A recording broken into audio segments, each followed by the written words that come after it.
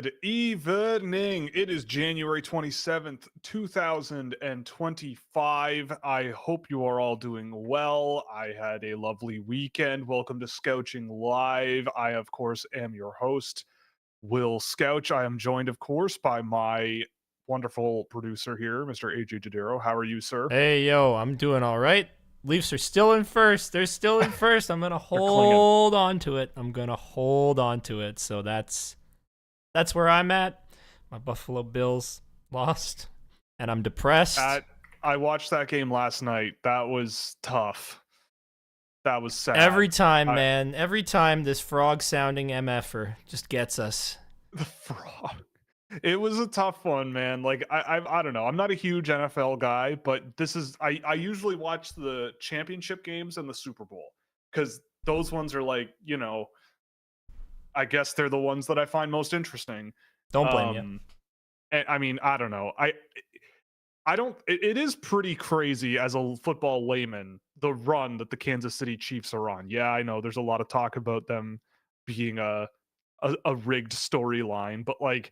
It's not a very good rigged storyline if you really think about it. Like controversial calls and going to the Super Bowl every freaking year. It's like that's kind of boring, But anyway, well, they're the first team ever, I think, to make it to 3 straight Super Bowls.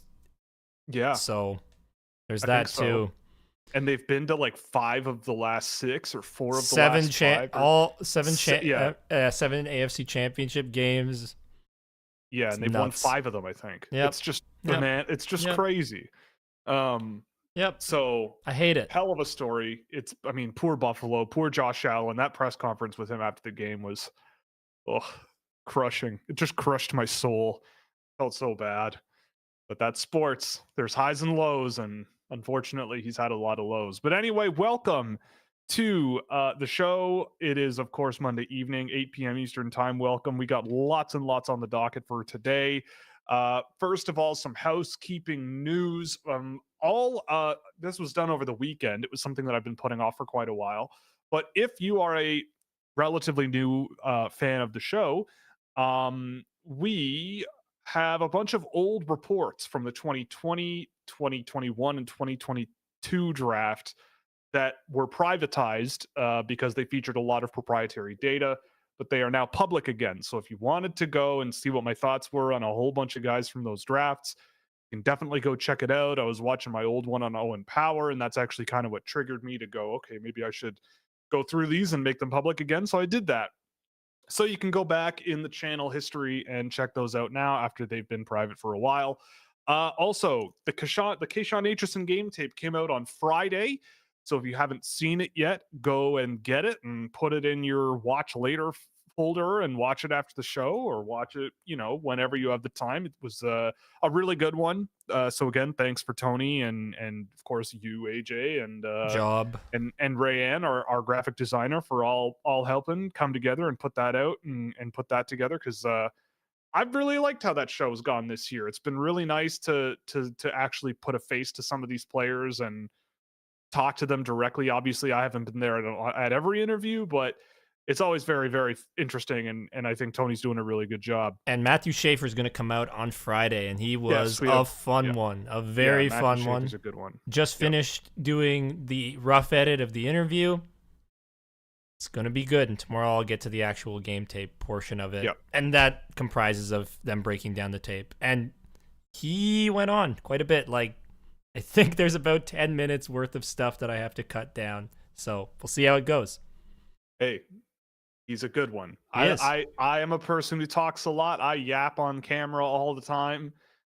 So if he's capable of explaining stuff well and going into detail, I'm all about it. He's going to be one of the better, like, he's not the most insane personality you'll find in the NHL, but he's going to be a solid, really good, candid personality in the NHL, and especially for a guy as high profile as him, it's going to be awesome.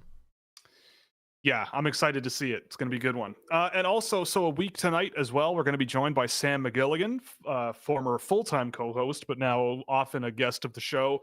He'll be patching in, and he's been catching up on the 2025 NHL draft class. So we're going to have a chat about some of the stuff. We went on a nice little hockey date last week one night, and watched a bunch of hockey players, and I have them all in my little notebook here. Some were much better than others. It was a lot of fun, and I'm sure we'll be going over that and probably another instance of that between now and then. But anyway, we're going to talk a little bit about NHL storylines from this past week. Of course, the big one is the Mikko Rantanen trade, and so we went and watched some of the first games of Rantanen and Natchez and what we kind of thought about that. But before we get to that, we did want to discuss the team. Boy. Yeah, the team that also has been circulating a lot in trade rumors, big trade rumors. A team who has won 4 of their last 14 in the last month. Awesome. They are the 5th worst team in the league in the last month in points percentage. They are the worst team at scoring goals per game in the last month, and that would be the Vancouver Canucks. Do you want to reenact your reaction to? Yeah, okay. So full disclosure, up until like today or yesterday, I haven't really been paying nearly as much attention to the NHL as I probably should. I've been just in draft mode and just like cranking, just going and going and going as much as I can. And I kind of think I burned out a little bit. And this weekend, I just like slept for a while. But anyway, I pulled up the standings for the last month to just get some information on where the Canucks actually were rather than just razzing on them for the drama. But I didn't realize how it's gone for them. I didn't realize just how not ideal it's been. And I think the look on my face, you can correct me if I'm wrong, but it was something along the lines of a, ugh. Yeah. Like yeah. Yeah. That's the face. That's it. You got it. Yeah, I mean, I know the vibes aren't great in Vancouver, but I did not realize that. They spent them all last year. All the good vibes. That's it. Well, yeah, I mean, we were all cast on Arthur Seelovs. That was it. That's the end of it, guys. We were, I would say, one of the downers on that group last year, which statistically is. It was true. They were them and Detroit, I think, were the 2 teams that were really outperforming. Yep. We also did not like the Rangers either. Yeah, no. And now, I mean, the Vancouver, I don't know. I've seen the Canucks a few times this year, just when I watch games and they go on at 10 or on Canadian TV, and I just watch the Canucks, and they don't strike me as a team that should be in the bottom 5 of the league, but they also don't, and they never did last year, strike me as a team that was a top like President's Trophy contending team. Like I think they kind of, if you combine last season and this season to this point, I feel like they kind of fall where that total record would be, right? Like, because I don't think they belong along with teams like Pittsburgh and Chicago. I mean, the San Jose Sharks have had a miserable month. They've won 3 of their last 15. Not ideal. And 0 losses outside of regulation. So that's also not great. But anyway, back to Vancouver. I think, I have to think that the drama and the public scrutiny or the public eye must be doing something to them. And so I guess for anyone who's not aware, there is lots and lots and lots and lots and lots of talk about specifically JT Miller and Elias Pettersson, and one of them is going somewhere. If not both. I mean, you can correct me if I'm wrong, but when I take a casual look around the league for potential landing spots, I don't see a whole lot of logical options, especially now that the Mikko Rantanen trade has happened. There was one that we Rangers posited. Was it the Rangers? The Rangers, and I think the Devils at one point. I'm not sure if they're still in the mix, but it seemed like I'm not even fully sure about it. With the Devils. Was one idea that we threw out there that both of us said was that could be an idea that works for Vancouver, but I forget what team it was. I think it was the Rangers, and I think we were talking about if they were to give up like a K'Andre Miller instead of a Ryan Lindgren, which was what it was rumored to be initially. Right. And a Philip Hedl. I think that's what we were talking. That's what I think we were discussing earlier, for sure. Right. Okay. Well, yeah, that's fair enough. But I mean, now that the Rangers are the only potential suitors, it seems like for JT Miller, that price is gonna drop. It's gonna drop significantly if he wants to get his butt on out, right? I don't know. I don't understand. And I think I said this last week, but I would, what I wouldn't give. Oh no, actually I said this about Buffalo, but what I wouldn't give to be a fly on the wall wherever I wanted in Vancouver now, right? Like Buffalo, it was because I just wanted to see why the vibes in Buffalo are and have been so not great. But in Vancouver, it's like I kind of just want to see what actually is going on there. Like what is the story? Cuz it all just seems so like a reality show to me. Yeah, Like professional wrestling, huh? Yeah, it's almost like a professional wrestling There's show. been a heel turn from Elias Pettersson. He's now went from this beloved baby face, so good guy, to a now he's bad guy the face heel. of struggle, and he just signed that huge contract. And like, when is JT Miller? Is JT Miller signed in like 2 years ago, maybe. Yeah, like they both are locked up. Like this is the bed they've made. Mm-hmm. And it's just crazy to me that this quickly it's kind of completely unraveled, so to speak. Publicly, this is the perception, right? And from what I can gather from my limited knowledge, like I don't know. I don't think anybody really knows how to make heads or tails of this except for a very, very small and closed off group of people. But the speculation has been insane. And so like, I don't know, AJ, I've talked a lot, but like what do you think is the deal with Vancouver? Like, why are they in this position? What is the pathway out? And like, if you were, let's just assume that there is friction between these two guys as the top guys on your team and Quinn Hughes, and they both are kind of like, I'm tired of this. Something has to be done. Right. Like if you're Patrick Alvin, like, why do you think you're in this position, and where do you go from here? So that's a really tough question. I know. I don't know. I think ultimately, I don't know why I'm in this position because I'm not in the organization, so I don't feel I can answer that part. Right. But what I can answer is I know how I would proceed. I would try and get Elias Pettersson on board as much as I can, and just say, look, man, you're the guy. All right, you and Quinn Hughes, you two are the guys here. We'll move on from JT Miller. I don't want to. Please don't make me do this, but you're making me do this, so I have to. And try and retool a bit, because Elias Pettersson is much younger than JT Miller. Vancouver brought him in, they drafted him, and at his best, he is a phenomenal player. This is a guy I was comparing with William Nylander as the best Swedish player in the NHL. And right now, it's William Nylander by a margin. Yes. But this guy also plays center, and he's had incredible seasons. And when he's going, my God, Elias Pettersson's fantastic. But the consistency with him is a problem. They got to do whatever they can to make Elias Pettersson as happy as possible, because that's their number one center now, if they're going to move on from JT Miller. And if I'm them, I'm trying to get undervalued players on the Rangers. Like, I want a Philip Hedl to come in. Maybe he's not undervalued, but that's the type of piece you're going to need. I'm pushing for K-Andre Miller, as we floated before. But it's difficult. And you just kind of got to, honestly, you got to do something with the defense, man. You can't just have Quinn Hughes out there. That's all they've got. And yes, Philip Hronek's been good when he's with Quinn Hughes, okay? He's a Quinn Hughes merchant. And that's fine. That's fine.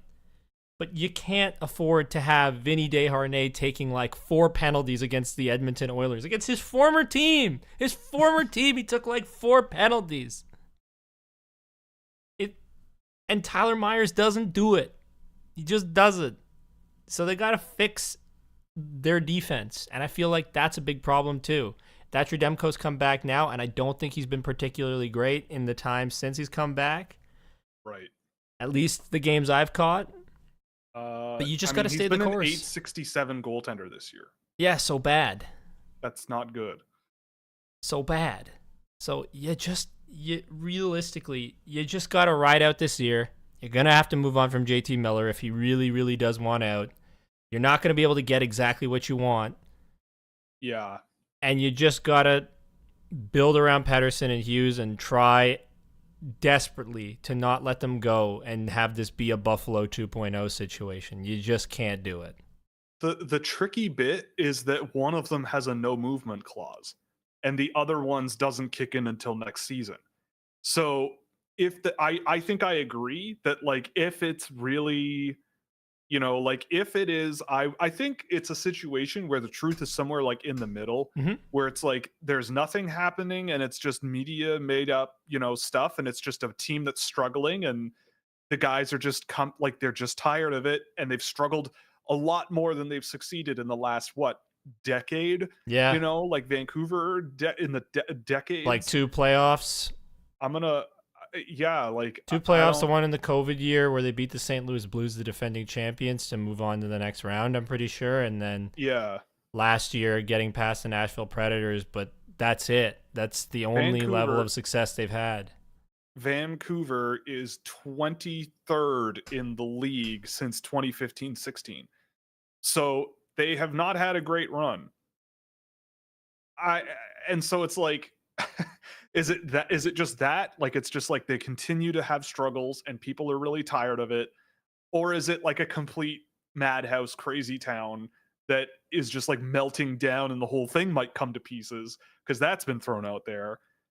I think it's like somewhere in the middle where it's like, I guess that these guys just kind of are, there's just, it's at the end of a rope of some kind.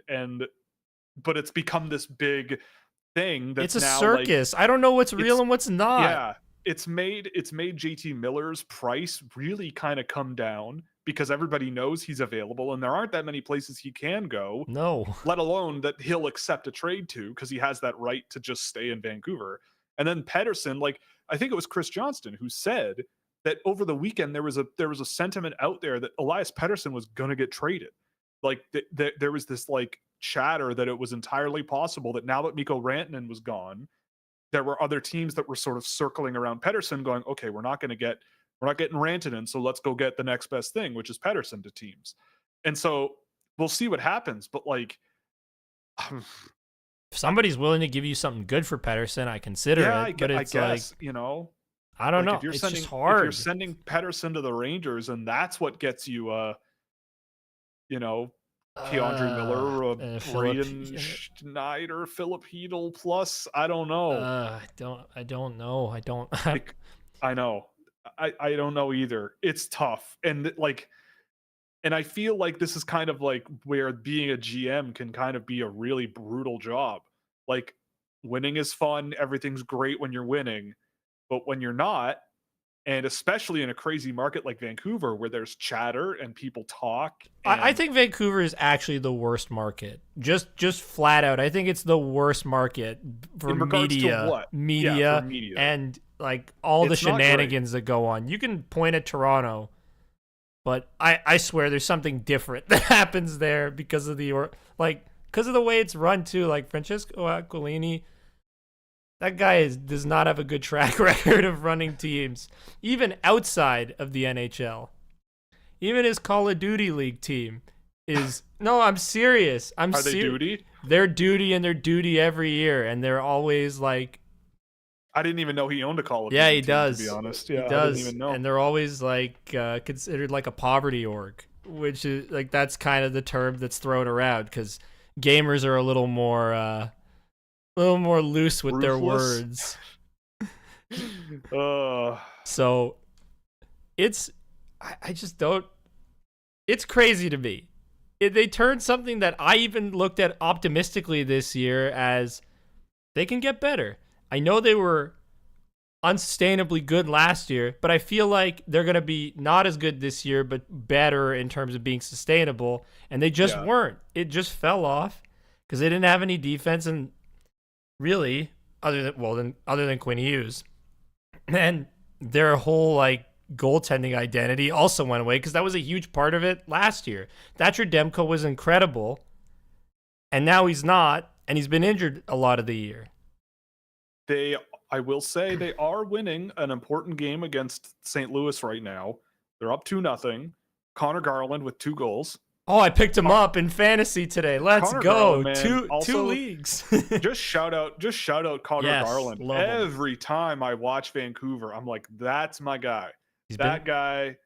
I know I know he's small. I know there's Who like cares? the jokes. He's been my guy since he was in Arizona. I love that guy. Yeah. He is just great. A tremendous amount of fun on a team that is not having a tremendous amount of fun. But winning against St. Louis, they've got 2 games in hand on them. Even after this game, they get a 4-point cushion on them. I think we're sort of getting to the point where I think we can start talking about these sort of like, you got to start making gaps here in the standings, especially. I mean, we'll talk about it in a bit, but like especially in the East.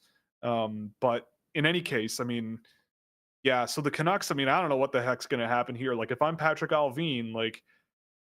Literally nothing could happen too. Like they could not move any of these guys, and I wouldn't be surprised. I wouldn't be surprised at all. They go on a little. They go. You know what? This is all crazy. The solution is in here. We're gonna figure this out, and they go on a little bit of a run, and maybe it fixes itself. Just you know what? Here's my crazy idea that I don't put any stock behind, and I'm just saying for fun. Bring back Bruce Boudreau in sub capacity. Oh God! I don't mean as a head coach, even just bring him back. Just get the vibes back up. Vibe guy, yeah. Video assistant to the regional video coach, and he can just be vibes guy. The coach. You need the assistant coach of vibes. That's what you need Bruce Boudreau for. Yeah, sports psychologist. There's your professional title. Yeah. Yeah. But anyway, we just had to get a little bit of a talk about them out because I don't know what the heck's going on there, but it's kind of a crazy story. I should say. It's fascinating. It is incredible. And speaking of never change Vancouver. You said incredible. Yes. And I think the incredible story of the week is Mr. Mikko Rantanen getting traded from Colorado to Carolina here. I mean, I couldn't believe my eyeballs when I saw, I think it was Elliot Friedman, I think was one of the first ones I saw. You know what's crazy? Pierre LeBrun, maybe? No, because I heard Elliot talk, this happened on Friday. And I had listened to the 32 Thoughts podcast that morning where he had mentioned that it's possible that Rantanen gets moved. He didn't say he didn't say anything was imminent, and he even stated that he didn't believe it was imminent.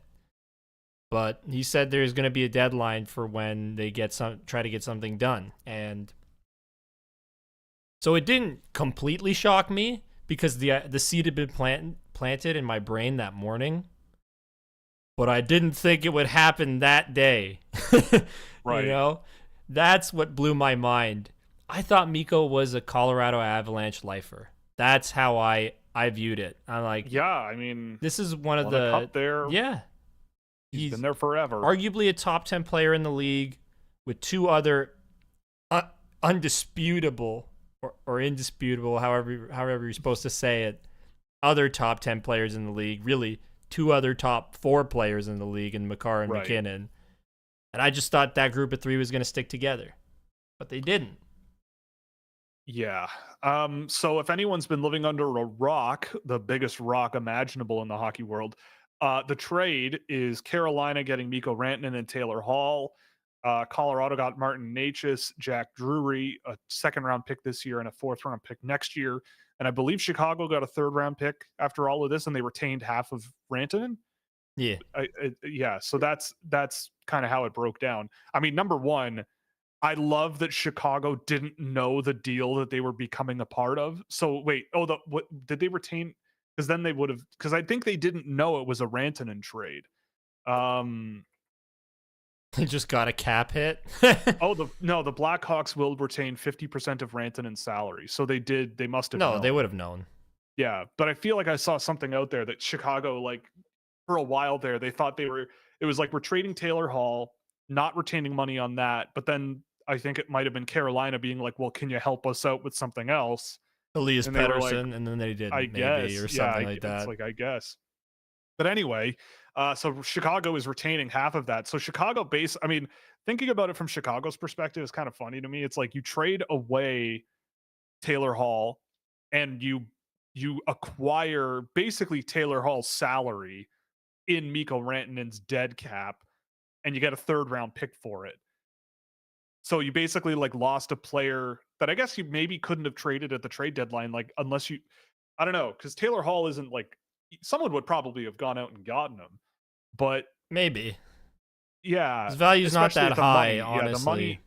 Yeah, the value was not very high.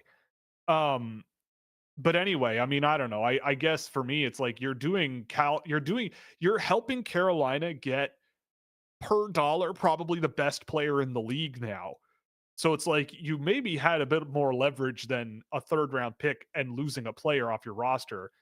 But because now they have $4.5 million on the books, Carolina's got Mikko Rantanen for $4.5 million for the rest of the year. That's great. That's a insanely good deal. oh yeah. And so what? Do you want to get to like how we really break this down for all the teams? Because I feel like yes, yeah. Honestly, Colorado and Carolina, I feel like both come out winners. As much as you lose a massive player in Mikko Rantanen, we saw what Martin Necas looks like in Colorado, and he just fits. He was outrageously good He's Saturday night. Disgusting, man. He just was fits. so good. He just fits. They're such a fast, pace-pushing team, and this is what drove me in the direction of what I look for in players. It's why I had Fabian at 1, okay?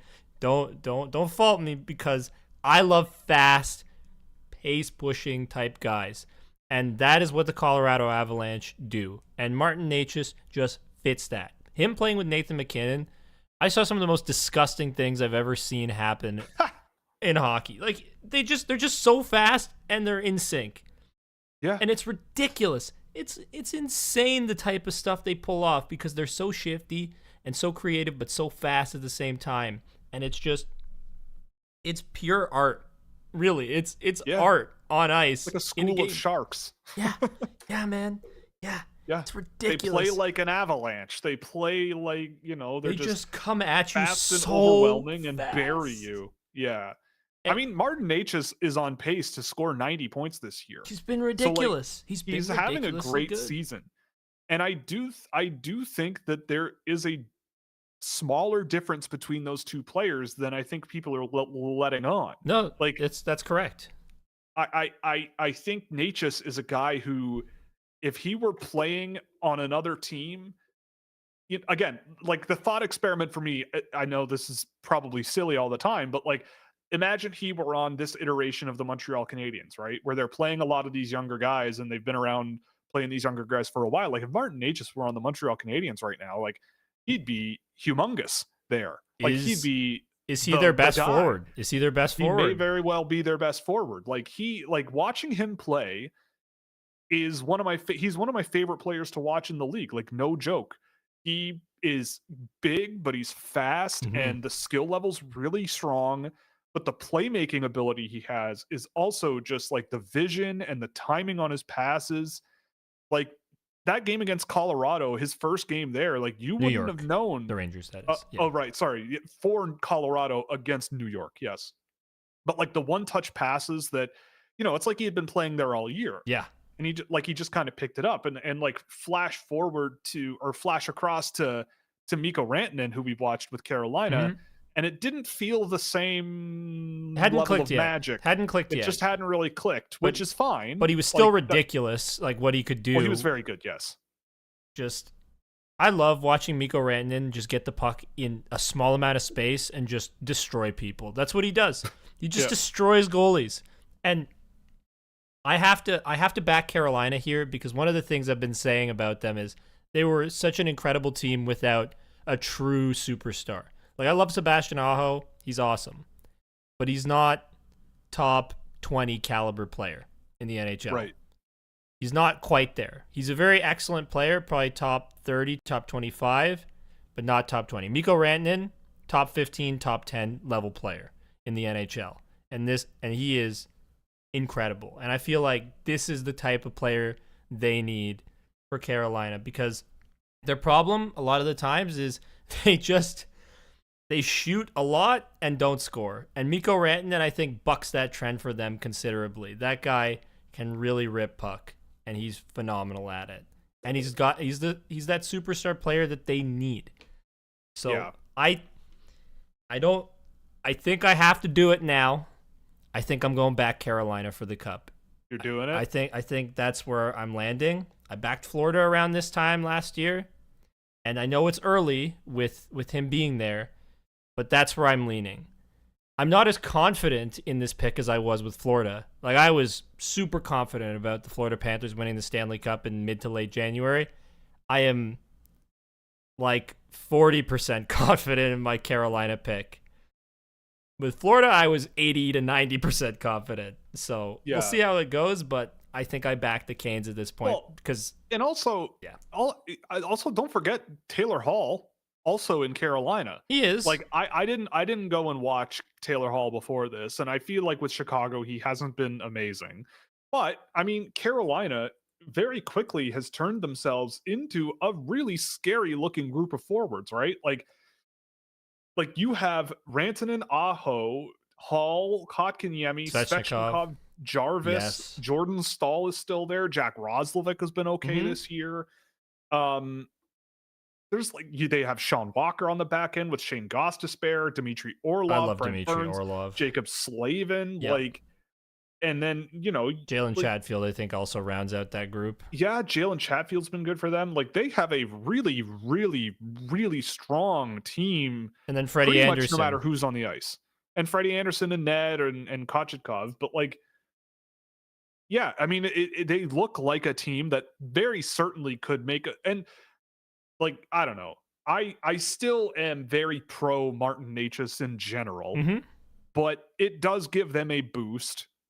And I think it's a team that, they've been swept in multiple conference finals. Yep. But I mean, that doesn't mean that they're bad. That it means and I don't think this trade has made them worse. And I think it's made that who are they gonna and I think we kind of talked about this, and I know you're backing them for the Cup now, but in the West or in the East rather, sorry, it's really close, but they'd be facing the Devils, by the way. Right. Right. But I'm still looking at who you feel might be a threat to them, right? Like Washington, maybe. I don't know. I don't buy them being this good. I don't think so. I think, but I don't think they beat Toronto. I don't think they lose to Toronto in a series. Carolina? No, I don't think so. No, I don't think so either. But I do think that Toronto and Florida are the teams from the Atlantic that challenge them. Oops. Probably. I think that New Jersey. Well, it's a Sheldon Keefe team, so it's probably a first-round exit. So they're probably fine based on that. Right. Nah, I'm screwing around, but with the Sheldon Keefe Tampa, stuff. No, if they I don't know. No, they should eat Tampa for breakfast. Yeah, they it's not should that beat Tampa. Tampa's a good team, but they're not as good as I don't know. Tampa is actually still a pretty solid team. Yeah, they are. They have the most goals in the Eastern Conference right now. Yeah, that doesn't surprise me. That does not surprise me. They're a good team, and I think they're going to be the 3 seed in the Atlantic. I'm very confident about that because they've played less games than a lot of these other teams. So they're 1 point behind Ottawa, and they have 2 games in hand. So they could get up to 60 points and they could honestly surpass. Or no, they have 55. Okay. Yeah, I'm looking at the standings now. They could tie Florida, points right? Percentage, they are 6. They could tie Florida. They could tie Florida if they won 3 games. Yep. So they're right there. Yeah. Yeah, that whole range is so close. Between Ottawa, Boston, Tampa, Columbus, Montreal, Detroit, New York Rangers, and the Flyers, that's 4 points. And I'm not fully buying. What? I'm not fully buying the Washington Capitals. I think they're a really good team, but I don't know. I'm not confident that they're gonna necessarily translate it into the playoffs because they're a relatively new commodity in terms of being this good. And maybe it's just my lack of understanding of how this team plays, but it just doesn't. It feels like they've been getting a lot of really great goaltending too. Yeah, Logan Thompson has been. I was gonna say bananas. Yeah, and he got extended recently as well. for a decent amount, like for a relatively decent contract. Yeah. Like a $6 million goaltender who's one of the best in the league this year. Like that's not a bad pickup. Yeah. That's not a bad thing to do. So I'm pretty sure they win a Washington series unless they get goalied. And it's possible, but I feel like they're the best team in the East. I feel like they're really the best team in the East, and who's the best team in the West, really? It feels like in the West that there's like Winnipeg and Vegas are like at the top. Edmonton's up there too. Edmonton's been the best team in the league this last month. They've been quite awesome, yeah. And they're 1 point behind Vegas as well, so yeah. But I think I give Carolina the slight edge. But what's great is I'm not confident about my pick. That's a good thing. Well, because it means that there's a lot of opportunity for teams. Like I still think Toronto could win. I'm not holding out the most hope for it, but it's a possibility. It is. Will get you just look like that because you've seen it. I get it, but I'm just saying I think just remove all the history from it. Just look at the team now. I think they could win. Like there's like 7 teams I think could win probably, which is good. I don't know. Every time I've watched the Toronto Maple Leafs this year, I go, I don't know if this is a team that wins a Stanley Cup. Like, I don't know. I feel like we don't need to turn it into a Toronto thing. We don't need to turn it into that. But anyway, we're talking about Carolina. That was me throwing out hope. Okay, it's okay. Yeah, I'm allowed to have hope. You are, yes. It is allowed. I was also surprised to see just how good the Kings have been in the last little while. But, but they're slated to face the Oilers in the first round. Yeah, the Oilers look. They're gonna get swept. Is what's gonna happen. Scary team. Yeah, the Oilers look scary. Well, I mean, I don't know. I mean, is there anything else you want to go over before we just jump right into questions? There's not much else going on in the NHL right now, and not a lot prospect-wise either. Because that's why we ended up doing a more NHL-focused type discussion. Yes. Especially because the trade is such a huge. It's massive, and it's a massive deal. Something I did not expect. But I was trying to think of the last time a deal. I was trying to think of the last time a deal this Tkachuk, Huberdeau. Done. Yeah, Tkachuk for Huberdeau. Yeah, that's probably it. That one's honestly bigger. Yeah, I think. But let's see. Yeah, but anyway, I still, and also because we kind of briefly talked about it, I still don't know exactly what team I throw my money behind, but I still love the Edmonton Oilers. I just feel like they're on a mission from God, and I feel like they're gonna. I just don't trust the goaltending. Of course not. And the defense, to be fair. Fair enough. I get it. The forward group's insane, and you have Connor McDavid, but like... Maybe they go out and find themselves a goalie. Maybe there's a goalie available, you know. I don't know, man. You know, maybe you can squeeze a... They've got...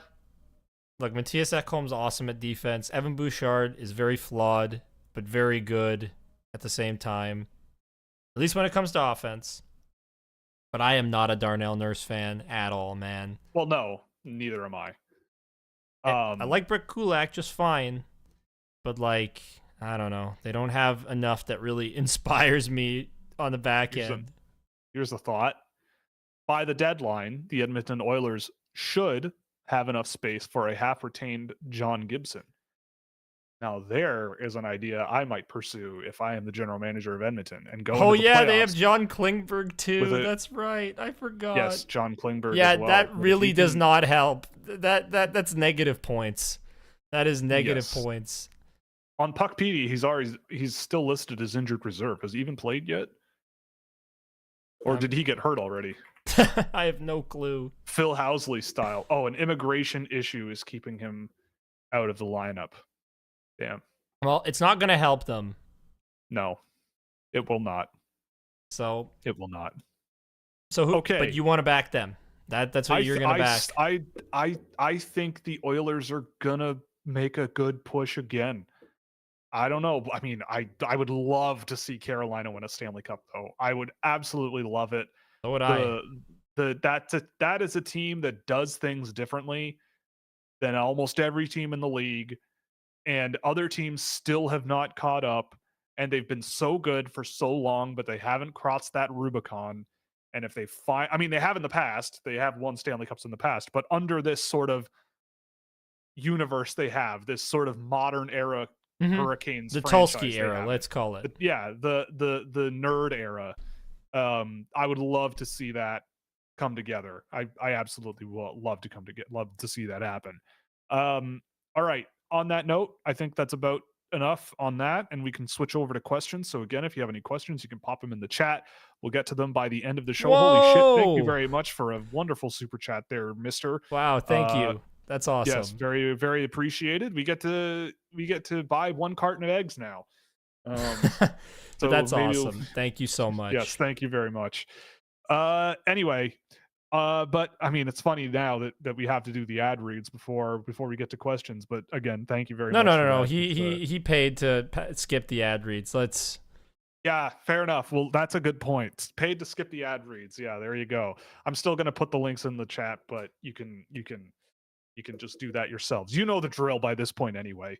That's awesome. Yes, thank you again. Thank That's you so a wonderful much. gift. So very appreciated.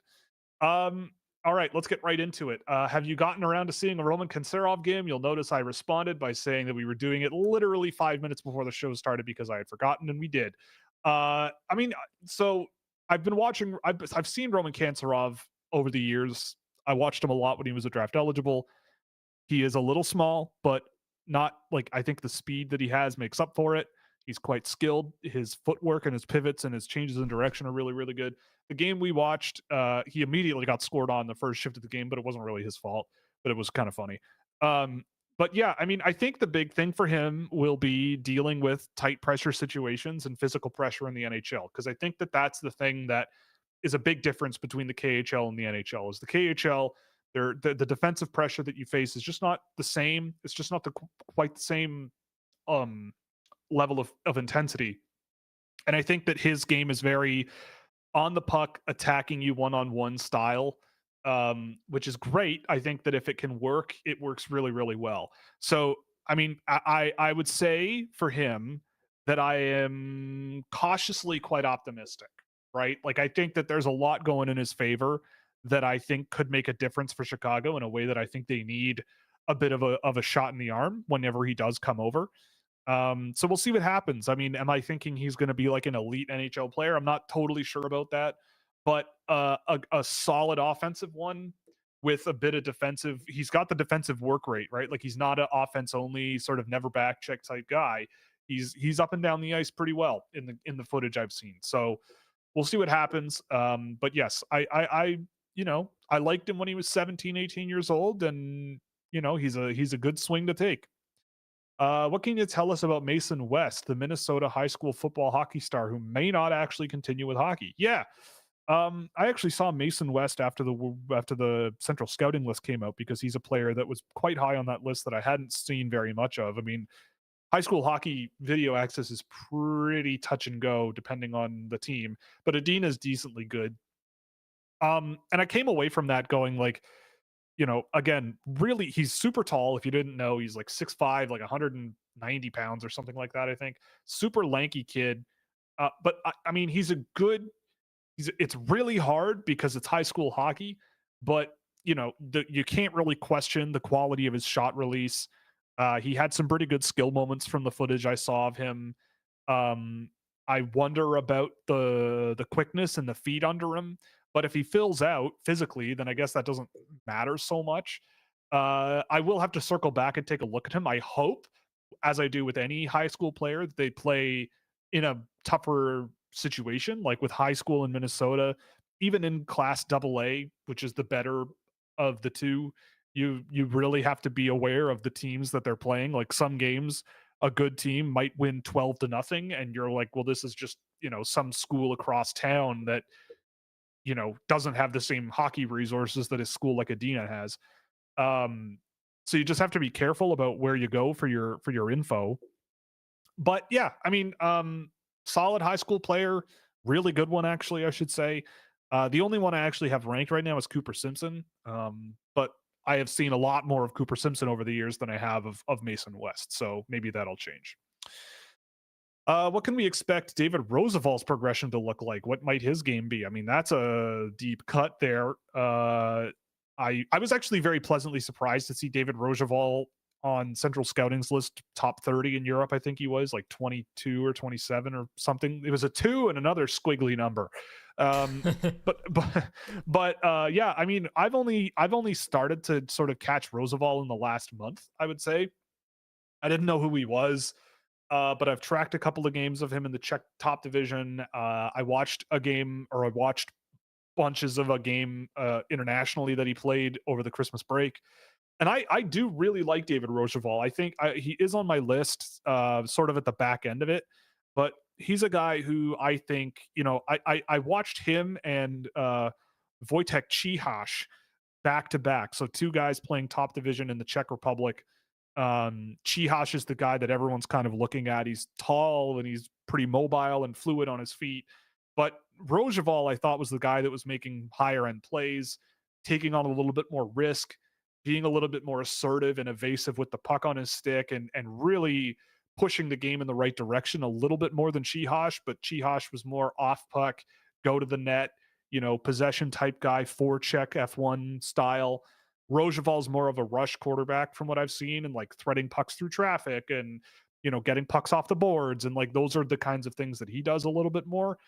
Um I don't know if I have like a huge level of expectations for Roosevelt, but I mean, he brings a lot of really good tools. So I've been intrigued by him in the limited games I've seen. And before the end of the season, I'll be definitely circling back another couple of times, probably. Oh boy, what have we done? David Phillips is already getting it.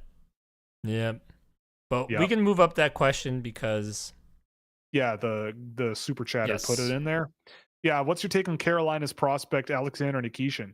Yeah, I mean David Phillips. It's unfortunate that Nikishin will never ever come to the NHL. I mean, you and I watched him a while back. Yes. And I mean, he was fine. Like I think he always, to me, has projected as more of like a defense guy. Like he just kind of is better kind of when he sits back and lets the sort of game come to him, and he kind of blasts shots from the point. I think that he's probably going to be a more productive player in Russia than he will in North America. Oh yeah. But I mean, I think he could make a run at an NHL job, but we thought more third pair, right? Because like we thought, more down the lineup probably. Because he scored a lot in the KHL, but a lot of it was power play time, if I'm not mistaken. That might be more recent, but yeah. I mean, also St. Petersburg isn't quite the dominant organization it was when he was scoring a lot of points, so that also makes me think that he has, because he was like ranked 24th or something on Craig Button's like under 23 list, or somebody's under 23 list. And I remember losing my mind at that because it had, I don't even know who else was below him, but obviously my boy was. My boy didn't even make the list. That being Fabian Lysell. Yeah, he's awful. But like, wasn't Adam Fantilli below him or something? Something dumb. Something really dumb. I don't know. It was not pleasant. But yeah, I mean, I don't know. Nikishin's, I feel like he's been a little overrated, but he's a good prospect. Like he's a good player over in Russia. We'll see what happens if he comes over. I mean, David Phillips has boots on the ground in Tashkent, Uzbekistan, and apparently Nikishin is wanted by Humo Tashkent. And when Humo Tashkent wants you, you can't say no. There's nothing like playing hockey in Tashkent, Uzbekistan. I tell you what. Terrible news. Oh boy, all the way from England, we got J Milk. David Phillips' best friend. Yeah, David Phillips' best friend and noted Discord member, Scouching Discord member, accessible at all tiers of a Scouching.ca subscription, I should say. Connor Lee held pointless in his first 2 BCHL games. Is it time to give up hope? Yes, it was time to give up hope in like September.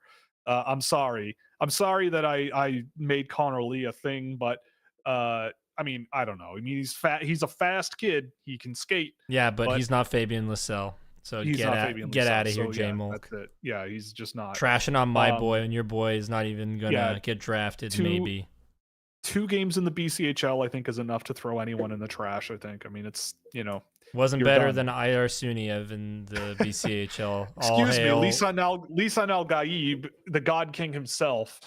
Yes, Idar Idar Suniev. Yeah, God King of Arrakis. How high? Oh, I like this one. How high is too high on Anthony Alain Samake?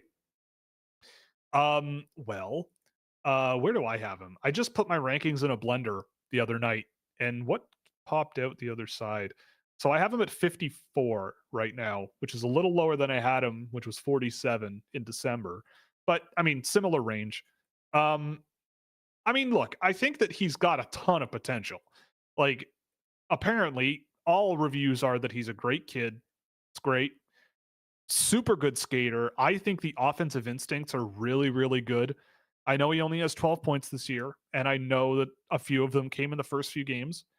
But when I watch Alain Samake, I go, okay, like, he needs to physically develop. I think he is very close to being a 2026 eligible. So that's also important to keep in mind. But I do really like the skating ability, the awareness that he has. Like, he's constantly mapping out the ice and trying to stay ahead of opponents, and he just kind of gets physically outmatched a little bit here and there when I've seen him. He can kind of try, like, he doesn't always pick his spots to take a risky move the best. He doesn't always do it at the best times, and it can cause turnovers. His possession numbers in the games I've done are not very good, but I don't lay that at his feet, really, based on the data that I have. But he's a good player. Like, I feel like he, relative to Central Scouting, I think he's undervalued. I haven't seen him ranked anywhere else. He's not ranked enough to show up in my averages and my aggregates. So, I mean, I think I'm the only person with him on a list that maybe Tony does, because Tony just copies my work. Yep. That's and well now gets to host his show on your platform. Yeah. So Tony had him. Yeah. So Tony had him at 35. Okay. So Tony likes him too, but what else is new? Tony and I like the same players. But yeah, I really, really like him. I think there's a ton of leeway and a ton of upside there. You just let him develop and develop and develop. And there's a huge story behind him over the years that is just wild. But that's not for me to tell.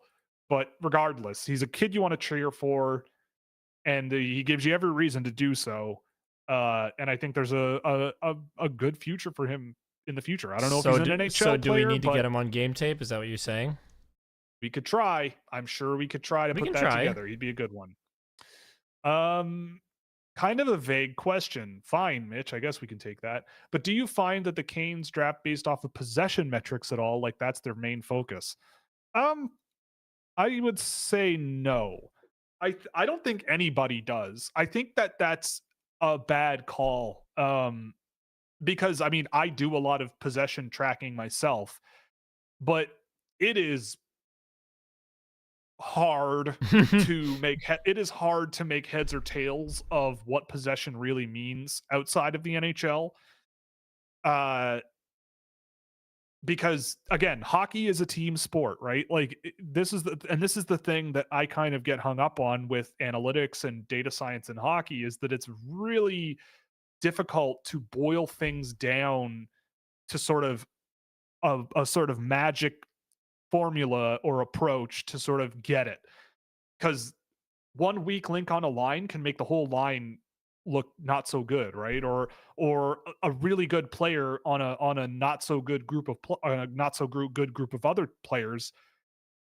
There's going to be some metrics where they show really well, but in other areas they won't. Brad Lambert. So, yeah. Oh boy, yeah, Brad Lambert. But I mean, like, with the Canes, I am more familiar with how they do things, because they tend to pick a lot of guys that I seem to really like. And their strategy, I think more importantly, their strategy in the draft is by far the closest to how I would strategize in the draft, where it's not necessarily about the numbers behind the performance of the players, but like what the players are capable of and what their trajectory is, right? Like I get the feeling, and I mean, you can look at this.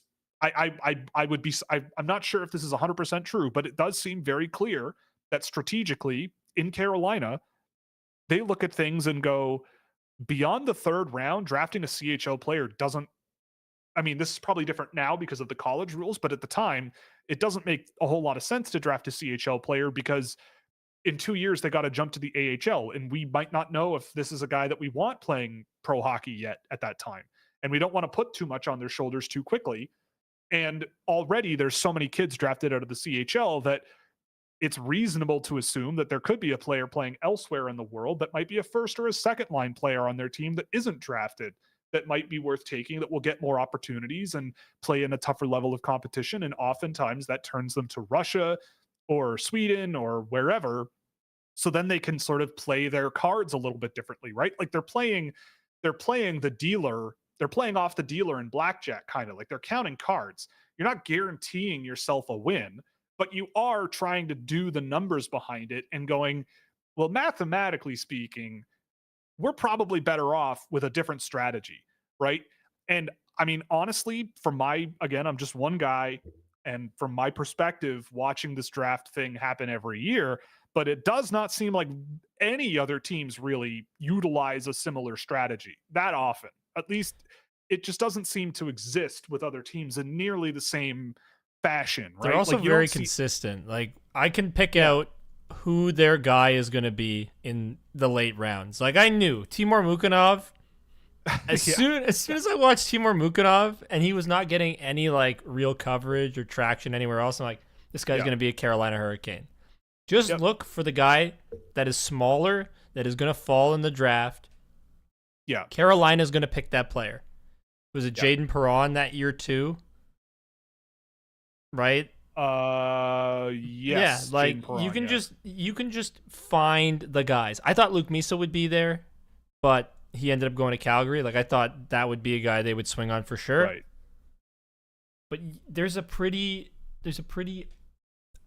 I just feel like they're very easy for me to gauge on what they're gonna do, just because they tend to align with your values a lot, Will. Like I would not be surprised if 7th round this year it's Ivan Famine. That's my hunch.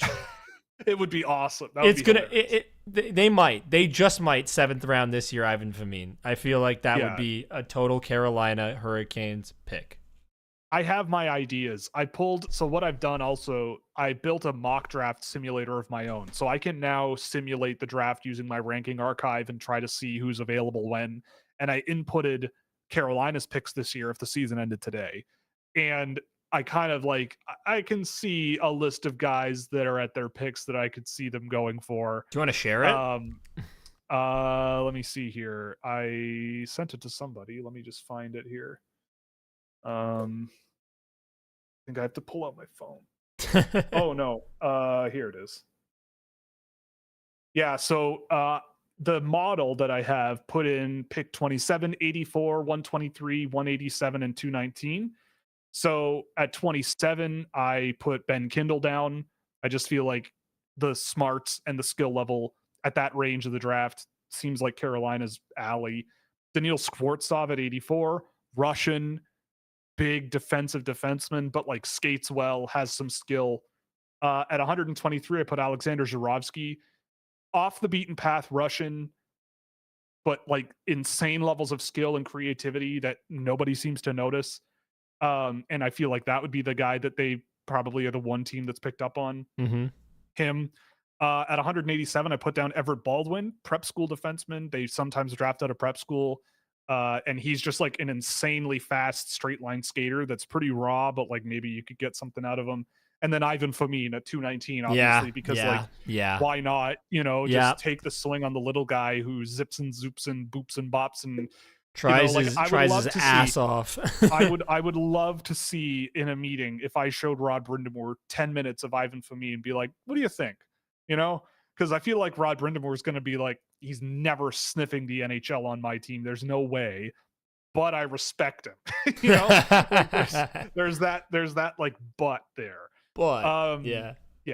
Yeah. So anyway, I mean, so yeah, to answer your question, I don't think it's so much about specific metrics and possession and analytics with prospects, but it's more about the big picture and hedging your bets as best as possible and trusting a lot of the things that I trust, where it's not necessarily about a specific trait that a player has, but like their impact on the game, like defensively, moving the puck, offensively, pressure off the puck. All of those things are, I think, are very important to Carolina. Thoughts on Caleb Desnoyers? I struggle to figure out what I think about him, and seeing Bob have him ranked so high has me questioning if I'm missing something. I mean, I don't have Desnoyers that high at all either. I have him at 24 right now, and I don't really see him going much higher. For me, I mean, he'll go higher than that. But for me with Desnoyers, uh, I don't know if there's like a huge upside NHL player there. Like compared to the guys that I have ranked ahead of him, I think his skill level is behind them. I think his consistency with his physicality is behind them. Clearly very, very, very, very smart. Like he'll make plays on the rush, one touch passes, you know, he'll do things that you don't really notice. I mean, he'll do things on the ice that you notice, but you didn't see coming relatively often. You know, like stuff that is sort of that next level of sort of vision, I guess you could say, with the puck on his stick. But I don't buy the projection to the NHL as much as others do, I think. Like I look at that line as a whole that he plays on, which I believe the last time I checked was Marcus Vidicek and Julius Sumpf on a line together. I've seen him play with Sumpf, and I really like Sumpf. I think that's a really interesting player that I might throw a AHL contract at or something for next year. But I just feel like Desnoyers is more of a connector on that line and a good one, and it's the best team in the queue. But again, like top 10 for me, I look at other players that are available elsewhere, and I'm always more drawn to those guys than Desnoyers. And I watched him last week just to be sure, and I re-blended my rankings again yesterday, and he popped up a little higher, but not that much. So yeah, we'll see what happens, but I am with you based on what Yeah. I've seen. And when it comes to doing this and like actually scouting, just go with what you feel. It's okay. It's okay to be wrong. It's 100% okay to be wrong, especially if you're just starting it. Like you want to get better at it. So go with your gut. And then when your gut's wrong, you figure it out why as you get more and more information on the player past their draft year. That's how you feel about them. Then don't worry about it. Just sit with your decision, live with it, and try and find players that you like, because you're not going to be right about everybody. Just be right about the ones that you really like, or try to be. It's how you get good at a new Marvel Rivals hero. You go to quick play and you play around. You don't give up if you screw up the first one or the second one or the third one or the fourth one and people are yelling at you in the chat. You just keep grinding. You keep doing what you want, and hopefully you get better. Also, like you were saying, those heroes don't necessarily fit your play style too, right? Exactly. So you got to find something that fits for you. Yeah, it's true. Is Michael Misa the real safest first overall pick? Schaefer is elite, but a small sample size. So it's a good question. And I think if you ask different people, you'll get different answers. But for me, in my opinion, I think Schaefer is still number one for me, at least right now. And that's mostly because the injury doesn't concern me. Like Schaefer, the fact that Schaefer came back and played the way he did from mono is pretty incredible. And how much better he was in the last few games I watched of him before he got injured compared to the first couple games when he first came back, it was pretty incredible. And breaking your collarbone is very manageable. And I feel like people will forget very quickly that he had a broken collarbone, probably a couple of weeks after he returns, whenever that's going to be. But look, I don't mean that as any sort of level of disrespect to Michael Misa, because I think Michael Misa is a phenomenal hockey player, and he's my number two. And I don't see that changing really. I've got a game of him and Hagens and Martone that I'm going to do between now and next week. But That guy rules. And so if for whatever reason, if the discussion in the scouting room is let's not take Schaefer, let's instead go in the direction of Misa because XYZ, I feel like there's a perfectly reasonable discussion to be had there. I'd be on team Schaefer, but I would be willing to entertain the discussion. Yeah, I also think that there is something safe about picking a center. Like if you've got to start things out, let's say you're building up from ground zero. I want my center. That's kind of the way I approach things. But if Schaefer is that good where Will feels that he should be ahead, I'm going to listen to Will because Will's the man. Well, I mean, it's like pick a side of a coin, right? Mm-hmm. It's like you don't even have to pick the right side, but you just pick a side, and it's like one's different from the other, and you're not going to go wrong with either. Like Schaefer, I mean, maybe it's just from the last game I tracked of him, but him and Michael Misa both are like last year. Ivan Demidov was the guy when I was tracking data. I was busy the whole time. It was just everything was pinned at 100th percentile. And for Schaefer and Misa, they're both like that, where it's just like every single area of the game, they are doing things extraordinarily well. And it's just, like I don't like there are things about Schaefer's game that I think are questionable, and I could be swayed to switch him around with Misa, but God, man. I mean, also Schaefer, I'm just imagining Schaefer as a D-1 right now and going into the draft for next year with like a Gavin McKenna. Mm-hmm. And I mean, Schaefer to me, based on what he played like this year, would be outrageous next season. And it would be really hard not to have him at number 1. Like, I don't know. Whoa, okay. Well, I mean, I love Gavin McKenna, but I have no like, it's not that I'm going, oh, I think McKenna's better. It's, that's a hot take to the world. When we have Joel Henderson on to talk about the dub again, we'll talk about Gavin McKenna because Joel and I talk about Gavin McKenna often, and Joel's been watching McKenna since he was a young kid, and he's got good thoughts, and I agree with him, and we'll see. But anyway, regardless, that's my answer to that question. Also, both of those guys, Schaefer and Misa, great dudes. Have talked to them both. Yep. And they're a lot of fun. Especially Schaefer. Schaefer's really fun personality.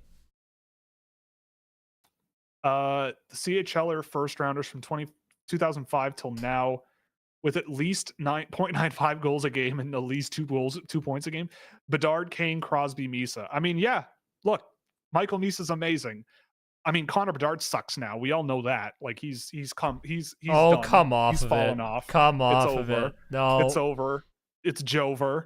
I'm just kidding. It's Jover. We love Connor. We love Connor Bedard here. He's that was a joke. It's a joke. It's joke. It's joke. Why you have to be mad? Yeah. But yeah, Michael Misa. Yeah, I mean, he's been unbelievable. He is a great player. If the Penguins keep going the way they're going, who do you think they'd pick at 7? There's lots of options out there since the prospect pool is weak, but who do you think would fit the organization the best? That's a really good question because that is right around the range of the draft where it opens up so fast. But and the Penguins don't really. But think about it. Are your top 5 guys going to be gone after 5? Well, Schaefer, Misa, Hagens, and Martone, I would think, are gone. Right. So 7. Is Eklund there at 7? I think it's possible. I mean, does a guy like Danewaye go and McQueen go before at Eklund? I think probably. So. I think it's entirely possible. If I'm in Pittsburgh and Victor Eklund is there, that's the guy I want. If not, maybe a Carter Bear could be a good Penguin. Benjamin Kindle, if Wes Clark is out there doing his Easton Cowan thing and going for smarts, that nerds, sounds like it. Maybe that's just possible. Jumping ahead and drafting a Ben Kindle, but I feel like that's really high. I feel like you can get him later.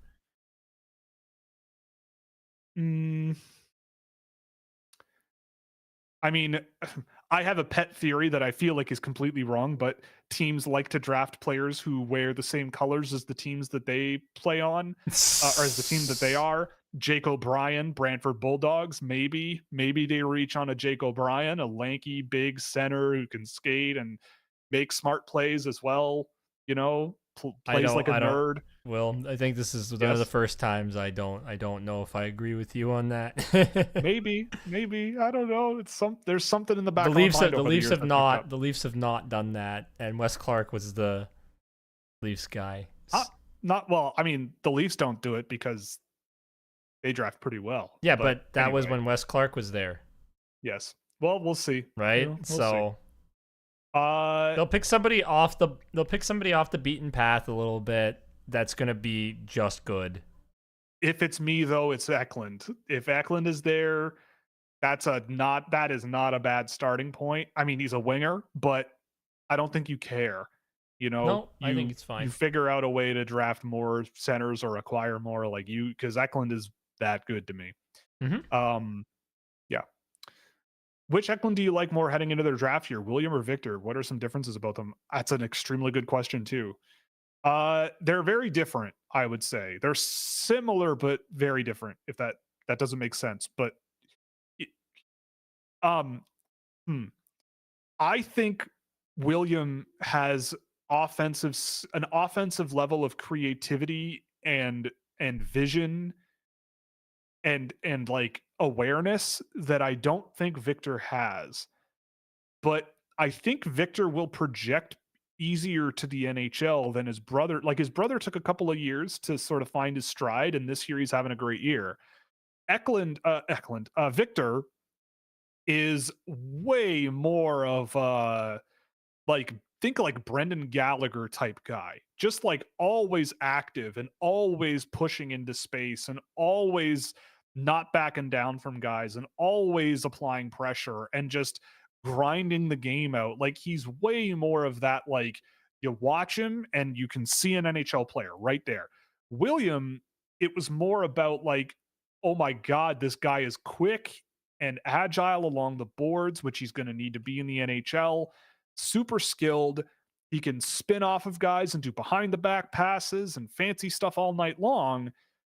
But he's a little small and under pressure is a little bit questionable and da da da da da da da. And so they're very different players, but in terms of like the overall result, I feel like it'll be kind of similar. But Victor is, to me, like I had more fun watching William, but when I watch Victor, I go, this is a guy that I like. If I'm on a line with this guy, I feel like things are going to go the right way way more often, even if we don't score as much, like if that makes sense. William, on the other hand, it's just like this guy's a riot to play with. He's skilled and creative. But man, Victor, just the way he goes is just, it goes. Sounds like they'd be great line mates. Do something a little different. There you go. You know, I mean, San Jose, you come right on down. Just be better, San Jose. So yeah, you just can't be better draft a higher pick. Then what? I think they have 10 wins this year. Yeah, just win like 20 more games. Yeah, just win out for the rest of the year, and maybe you'll get them. Darren, I'm glad you're enjoying the channel. Schaefer or DuPont? Probably DuPont, but Schaefer's really good. I mean, Schaefer's not far behind, but Landon DuPont has been outstanding for Everett this year. I actually watched an Everett game today. He was playing in it. He was sick. I was about to say a bad word, but he was sick. He's also 15 years old. Yeah. Dmitry Simishev versus Jackson Smith. Who do you think has higher upside? It depends on what you want. I think I know people will look at his elite prospects page and go, why would this guy go so high in the draft? Why would this guy be blah, blah, blah, blah, blah. But Dmitry Simishev is still the barometer for me of like elite defensive draft eligible players. Like Jackson Smith is not that. He's very good. Like I'd say Jackson Smith is a very, very good defensive player when he's like, you know, Jackson Smith's issue is very much around like when to jump into rushes and timing his passes and taking pinching in the offensive zone at the wrong times and those kinds of hockey sense things like awareness. But I don't think it's as bad as it's led on to be this season. And I think that if you want like a really mobile, skilled defenseman in all four directions who can sort of create offense, then yeah, Jackson Smith is the guy. But if you want a guy who is big and super good skating and just covers ice super well and plays just eraser hockey, like if you want a guy who you can throw over the boards 20 minutes a night and he'll just, if his job is just go out, smash or poke and get puck, give it to player who can get up the ice and then go to the point and do whatever, he's going to be probably the best at it. And so I love Dmitry Simashev. I probably, if he was eligible this year, I probably would have him very slightly ahead of Jackson Smith because I think Smith's upside is really high end. But Simashev does a lot of very, very, very important things, I think, better than Jackson Smith did at the same age, or does, but when Simashev was Smith's age, if that makes sense. Oh gosh, I want to see Crosby traded to Colorado. Yeah, I mean, there was a lot of chatter about that, but again, Chris Johnston today, I was listening to his show and he kind of chuckled about that. He's like, I think he said like he'd be stunned if Pittsburgh traded him ever. It's not happening. Yeah, it would not. It would be incredibly hard to see. He did say pretty much everyone else is for sale that isn't him or Malkin or Letang, I think he said, but not Crosby. But to answer your questions, how many goals would Mac get against second and third lines? The answer is probably a lot. I mean, you probably just roll both of those guys 20 minutes a night, 2 first lines. There you go.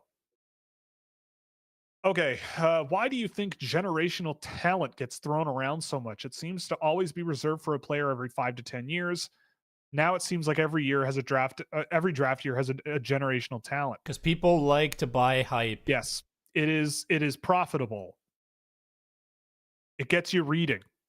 Like not as many people watch this show as they do Bob McKenzie's draft special. Number one, it's on TSN. We're not, but people love definitive. This guy is this talk. They love this Owen guy's Powers, change Victor Hedman. Right. They love this guy is going to change your franchise talk. Right? They love to set the bar high because that's what people want to hear. Here's something that I was trained by John Shannon, the legendary John Shannon, like from Hockey Night in Canada. You have some good John Shannon stories. John Shannon once told me when I made a feature, and it's one of the features are like pieces that play during intermissions or just like it's just a piece about a story of some kind. And he said, AJ, why are you putting in all these little things? The idiots aren't going to pick up on this. They're too stupid for what you're trying to give them. Dumb it down. Right. It's not about like the general population, okay? It's not about giving everything to them. They just want to know. And if you hype them on something and get them excited about something, then you're good. It's good for everybody. He's like, except the player, arguably. Right. He said, you're trying to make art. We need information, is what he said to me. Right. Yeah, exactly. And like, for me, I don't see that the same way, but I see that knowing that it would be better for me to say Michael Meese is a generational player, but so is Matthew Schaefer because I can't decide between the two. Right. Like if I, like that gets more people's attention, but I don't believe that. Like over the years of watching hockey players, I would say the only one at junior age that I looked at and went, you are going to change the game is Connor McDavid. Like that's the only one. Even Connor Bedard. I watched Connor Bedard and I went, he's got lessons. He's not just going to jump straight into the NHL and score 120 points. It's just not going to happen. What about my boy Austin Matthews? You better not say anything bad. I honestly don't remember that much about Austin Matthews when he was that age, but what I do remember was like, but it wasn't Connor McDavid. Well, Like of course not. that to me is like a generational player. Cale Makar, I would argue, for defenseman is probably also in that conversation, Mm-hmm. but the only one I remember watching a lot of and going, holy crap, this guy is going to change the game, which to me is a generational, like a guy who is in everyone's discussion of like one of the greatest of all time, among the greatest, is probably Connor McDavid. Yeah. So when I watch guys, that's like I don't give that to people. Like I'm always way more reserved with where I think guys are going to play. Like it's always like, and people kind of come at me sometimes about it. They're like, "What do you mean this guy's going to be a good third liner?" It's like the NHL's really, really hard. like not everybody is going to make it, and not everybody is going to stick, right? Like, let alone play 20 minutes in a game for 80 straight games. Like, Mm-hmm. that's not easy to do. And so for me, it's like it's almost like out of respect for the player. It's like I I I could see you doing a thing in the NHL. Like, and that is an incredible gift to have, right? Like, and I'm just some guy. So I'm always a lot more reserved about it because I would rather have that sort of bar and go, look, that's what we can work towards, right? But hey, you play your best, right? Like do whatever you can, but like, you know, try to keep that level of expectation out of your head. Yeah. Like, and also in the long run, like look at what's happening with Owen Power and Buffalo Sabres fans now. Like, I still see it. People talking about him on that team, and it's like, yeah, he was talked about in such a way where now he's been in the league for quite a while now, and it's like pretty much, and you and I watched him. Pretty Yes. much all of the issues that were there when he was a draft eligible are still there in Still the there and NHL. still as bad. Like they're Right, but it's still as not like pronounced. but that doesn't mean that we thought he was a bad player. No. But it's when you set the expectations at a certain point and you go, yeah, but what about this and this and this and this and this about the player, where it kind of holds them back But from Will, he's that Victor level. Hedman. He's Victor Hedman. Like you can't. Right. But he's Or Victor you could Hedman. just do that, right? Like you could just do that. But then it sets the fans up for, in 5 years, you're like, well, Then they basically bust, they right? mutiny against this player. Right. It's like, oh, this player is a waste of a draft pick, or oh, we screwed up by taking this player. And it's like, well, no, but like you're getting sold a bad bill of goods because because you read the articles, right? Like you click them and you watch the TV shows, Or and it's not even that you read the articles, you buy the hype. You just buy into it. You allow yourself to buy into that hype. Yeah. There are two generational players I have witnessed in my lifetime. That's Sidney Crosby and Connor McDavid. Those are the only two. And there's like 10 years within, like, generational players come around maybe every 10 years, maybe. Yeah. I would also say, like, labels are also kind of, I don't know. I don't even really care that much about like what generational even means, right? Like, I just appreciate players for what they are. Like, I just kind of sit back and go, geez, like even today, right? Watching Marty Necas, I just sat back and went, God, that guy's good. We had Like, so much God, fun that we guy watched the can play. whole damn game. Yeah. We don't ever Yeah. do that. We just watch the whole Well, not thing. always. Yeah. No, but we just sat back and went, this guy is such a great player. Fantilli was another one where you just sat back and you're just like, I God, love this Adam guy's Fantilli. he could just be so good. There's so much potential. Like, he's just insane. Adam Fantilli better than Connor Bedard, confirmed. Generational. Yeah. Confirmed generational. You heard it here first. Start, bench, cut: Nemec, David Jiricek, and Kevin Korchinski. Oh God. I probably start Nemec. Yeah. Bench. Jiricek, maybe? Yeah, I was gonna say bench Jiricek and cut Korchinski, but I don't like that. I mean, I would say bench, actually pretty confidently bench Jiricek and cut Korchinski, but I still don't like it. I mean, I think Nemec is really good at what he does. And I think Jiricek is still kind of figuring out how to excel at what he does best more often than he does, which is fine. It's fine. Anyway, what are your thoughts on larger players taking longer to develop? Like Thornton, Bertuzzi, hopefully Slafkovsky. Do you figure that into your rankings and evaluations? Past a certain point, certainly yes. I think that early in the draft, it's a very risky strategy because other players also develop, and also lots of large players don't develop. So you really have to identify what it is about a player that you want to develop in the first place, right? Like with Juraj Slafkovsky, since you mentioned him, I mean, I obviously don't recall anything about Joe Thornton in junior hockey or Bertuzzi, but Slafkovsky, I do very clearly remember. And I mean, look, he's still very similar to what I remember when he was 17 years old. Like he was already like well over 200 pounds in the league in Liga at that age. So it's like, exactly what do you mean by development, right? Like I see that, I definitely understand that there is an argument that bigger, like lankier players, they need to physically develop to fill out and gain some weight. And lankier players, if they've had a growth spurt or something, can be a little bit clunky. And with more training and time, they'll catch up, which is totally fair. I factor that in for sure. But past a certain point in the draft, I factor it in a lot more because my risk tolerance is a lot lower, super, super high up. Right. So, you know, I look at a guy like, I'm trying to think of an example. Like I'm trying to think of one in the last couple of years that isn't Slafkovsky, that was this advertised as this like gigantic guy that just is going to take time to develop. You know, like maybe a good use case might be Drew Dean Letourneau. Like I could see a guy like that taking a lot longer to come along, but at the end of the day, you end up with something pretty useful.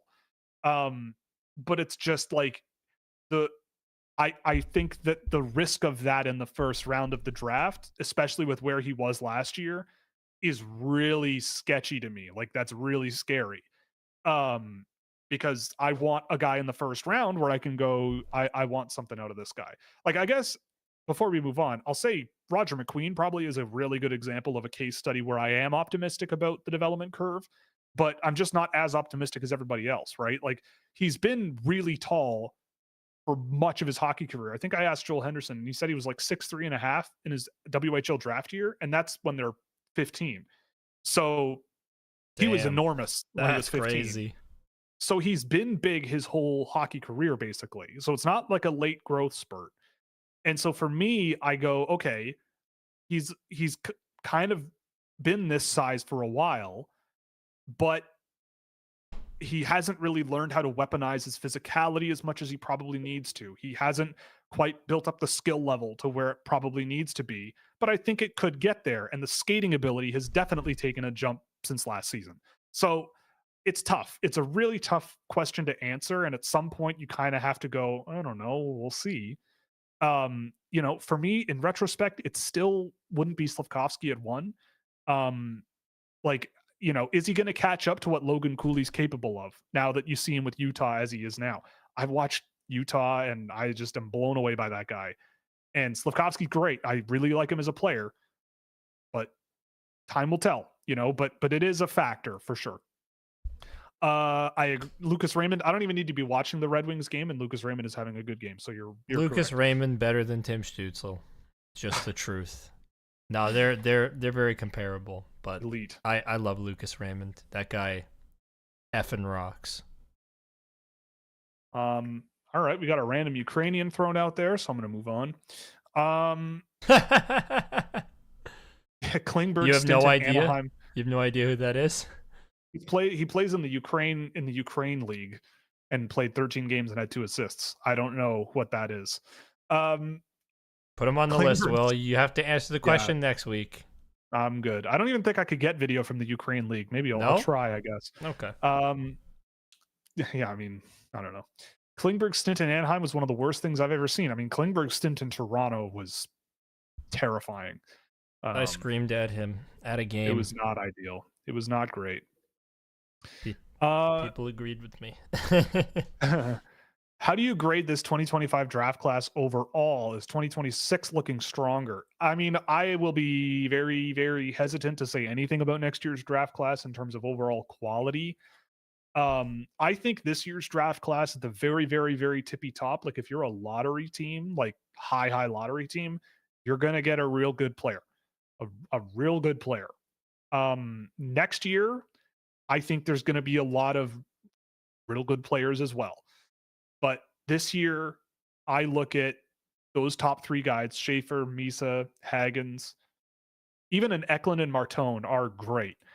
But past that, it drops real fast. And you end up with a lot of guys where it's like, yep, like third line guys, maybe they develop into more middle six, second line guys, but they'll eat minutes and they'll play physical enough. And then there's a few guys interspersed where it's like, boy, there's a lot of potential, but there might be a long way to get there. Guys like Cameron Schmidt or even a Roger McQueen, Cole Reshny.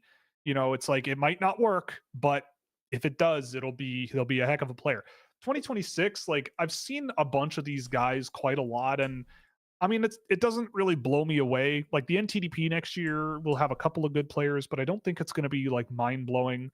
The WHL class next year is going to carry, though. I mean, I like Xavier Villeneuve in Quebec. The WHL class carries every year. It feels like McKenna, Verhoff, Preston, Lynn, Paveo, Cooper Williams, all really, really good players. Daxon Rudolph is pretty good as well.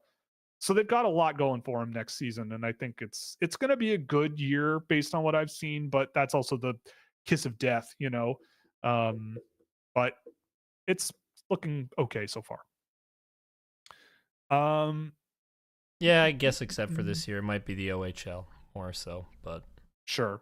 This season it just opens up real fast. Like I feel like we're going to see some craziness in the draft past like 15, maybe 20. I think it's just going to get nuts. Luca Del Belbaluz has the second most points in his first 10 games by a Columbus player in franchise history. I did not have that on my bingo card. I'll tell you what. So he outscored Rick Nash in his first 10 games is what that means. That's crazy. He's the GOAT. The Columbus Blue GOAT. Thoughts on Vladimir Wojciech? Well, he plays for Amur, and he's almost 20 years old, and he's 5'11" and a goaltender. So, David, well done. You've outdone yourself. I'll put him on the list because I love you, and you're a faithful watcher, but I'm not and optimistic. Commenter. Yeah. Drive up our engagements. Yeah. Is Chicago ruining Bedard's development by failing to surround him with talent? No. But I mean, you do have to make sure he's mentally in the right place. I think that could ruin a player's development, but I don't want him looking like Quinn Hughes does every night, unfortunately. Yeah. But Quinn Hughes is still very good. Yeah. I mean, I think Chicago has been bringing up a little bit more of their youth. Like I know Nazar's playing. Who else? I feel like there's other guys. Colton Dock they've called up. Maybe that's Ethan Del Mastro's come up. But anyway, I don't think that's the case. I just think you have to keep him in a positive mindset more than anything. Like I think that's the most important thing. I think that I also do think though that for Chicago, like I think the clock might start to tick a little bit on like let's get moving here and like moving out of the basement of the league here because and I think they do have the parts to do it. Like their prospect pipeline right now, they've got obviously we saw Kantsarov earlier and he's pretty good. Levshinov, you hope is going to be a major part of that.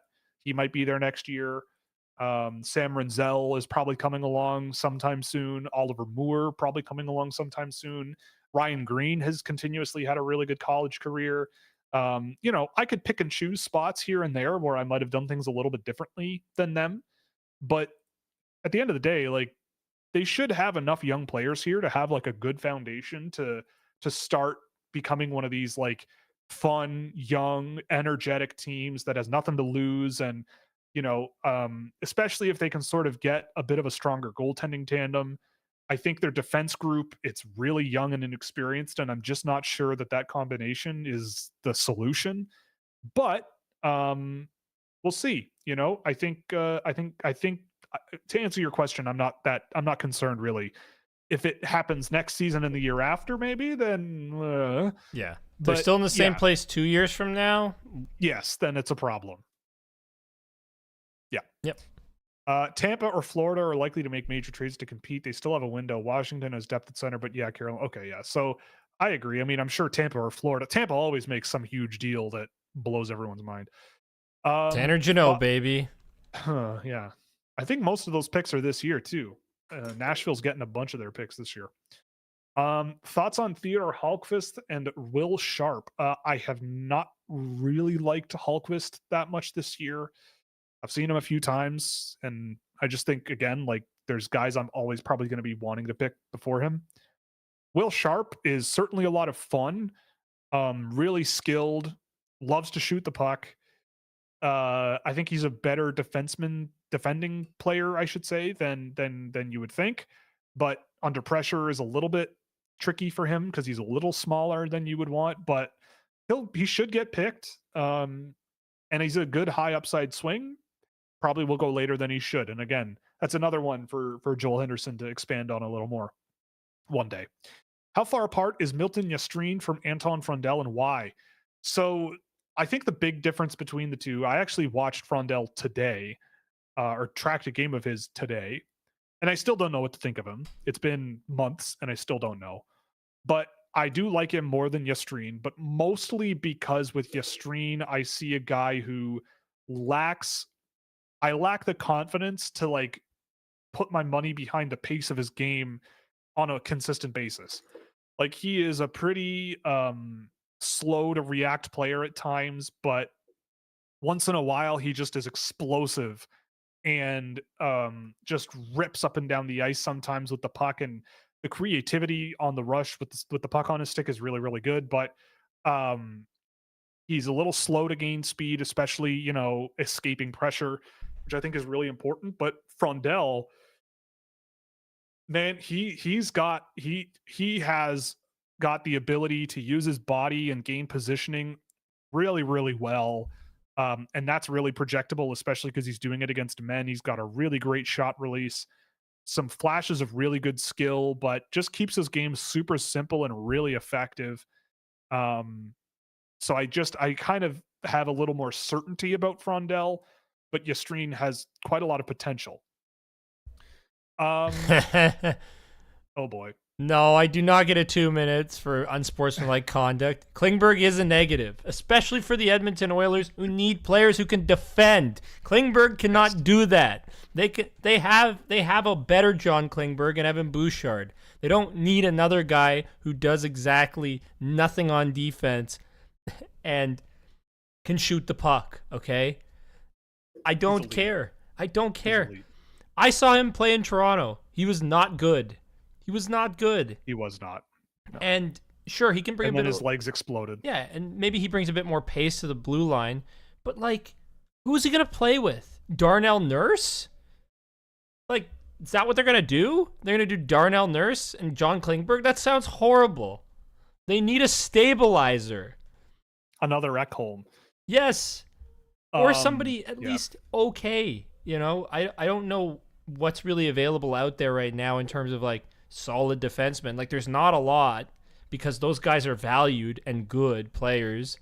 So there's not much. Yeah. But, like, John Klingberg is going to torpedo the Edmonton Oilers' chances. They're not going to win if they play him. Not if. Come on, if he's playing on the second pair with Darnell Nurse, you can't tell me they're winning a cup. You just can't. You just can't. It's so crazy. It just might. No, it won't. Don't. It's so crazy. It just might. Yeah. Okay. Sure.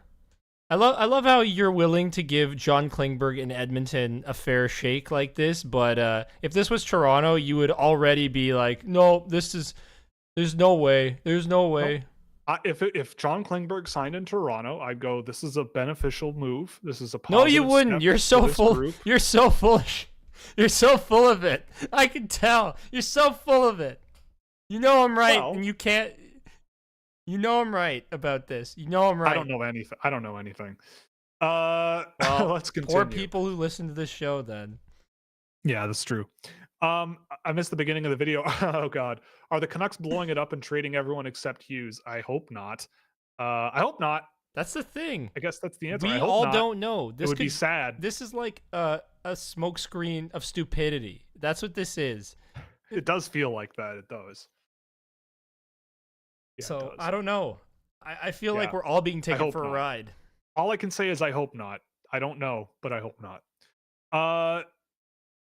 Thoughts on Vít Jaheski? Oh, there's a name. Small but really fun. Really, really exciting young player, but I'm not sure he's an NHLer. I love him. I would love to see him in the NHL one day. But a guy like him needs to be like really. I haven't seen him in a while, so we'll bear that in mind. But when I watch him with Cam Loops, I go, this guy probably should be producing more, but just can't seem to get pucks into scoring areas as much as he should. But he's got all the agility and skill in the world to make something happen. So I like him. If he gets drafted, I'd be excited about it. We'll see what happens. The Canucks are a poster child for why Canada can't win cups. Well, there's 7 Canadian teams, okay? There are 25 American teams. Yeah. Statistically speaking, an American team is going to win. That's just how it goes. It's true. It's true. Bruno Osmanis, thumbs up or thumbs down? Hi, David. What's going on? It's been a while. Welcome to the show. David Sod of, I believe he's still with Dobber Prospects, but I could be wrong. Thumbs up or thumbs down? Bruno Osmanis? I mean, both. Like, there are parts of his game that I really like, and I think there are parts that I think hold him back, but really good shooter, really good rush offense shooter, pretty good skill as well. I mean, he's probably one of the better players I don't have ranked. I'll have to circle back on him and do another. I haven't seen him in a little while since before the World Juniors, and I saw him before he got injured there, but we'll see. The best way to learn a Marvel Rivals character, especially Spider-Man, oh no, I know where you're going with this, is to play exclusively competitive games and let the flame of your teammates fuel you to greater heights. That is if that's your strategy, David, then God bless you, because you're a braver man than I am. Because I am way too sensitive to be yelled at like that in competitive matches. Honestly, Marvel Rivals competitive is not very cool. I have not had a whole lot of fun doing that because people are insane. Quick play is way better. It's really, really great. If you haven't picked it up and given it a go, free to play, it's a good one. It's really fun. So what Will's trying to say is he thinks the competitive community is cancerous. It is. I was in a game where a guy was literally screaming into his microphone about how nobody was healing him. And this is only for people who have played Marvel Rivals, but he was like hiding. I usually play healer. I'm a guy, I'm selfless like that. But he was playing, I forget who it was. I think he was playing as like one of the shooty boys, Winter Soldier or whatever. But he kept like hiding in alcoves and like going in little corridors and everything. And if you don't know about Marvel Rivals, if you're a healer, a lot of them are line of sight. You have to be in direct line of sight and hit them with your projectiles to heal them. So if I went to him and healed him, I was away from the whole rest of the team because I had to literally go into that alcove and find him. And he just kept like, so of course no one's going to follow him around alone. And he's just screaming at us. And I'm just like, this is not very fun. This is just bad. This is a bad time. And so then I just went back to quick play and making jokes in the team chat. It's way more fun for me, but maybe I'm just a beta who can't handle the heat wuss. Beta wuss who can't handle the heat of competitive, but I'll let the sweats have their day in the sun, enjoy. Who are your picks to make it out of the nightmare congestion in the East? We talking wild card, because I think I would think this like log jam of teams. I'm gonna say Tampa, and so there's basically 3 slots.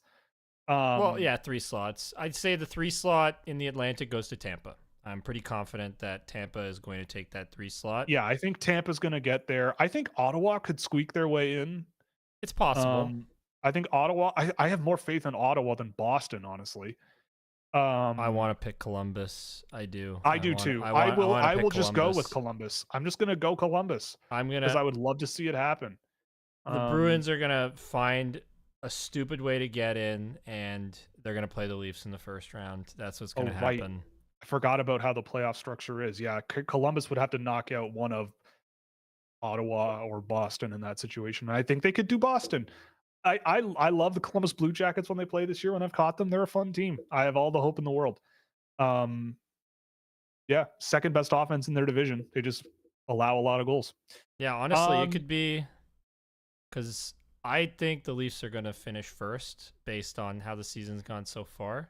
Like in their, it's either them or division. Florida, really. Yeah, well, it's one of the two. In all likelihood. And yeah, I think it's going to be Boston, Columbus from the wild card. I think Tampa's going to get the third in the Atlantic. But Ottawa's right in there. I don't think Montreal's going to be there this year. But if they prove me wrong, they prove me wrong. But they're the next team up on the list for me. And I think those are the only four that have a real shot at it.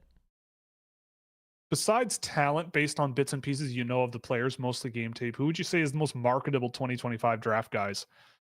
Marketable? Yeah. Schaefer. Yeah?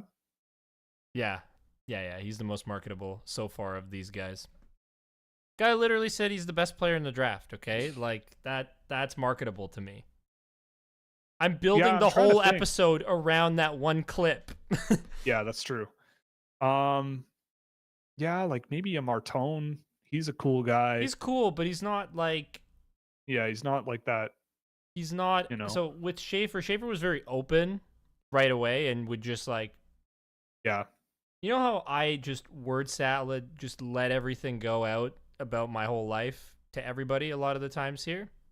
Schaefer's like that, but toned down. He's not quite giving you everything the way I do.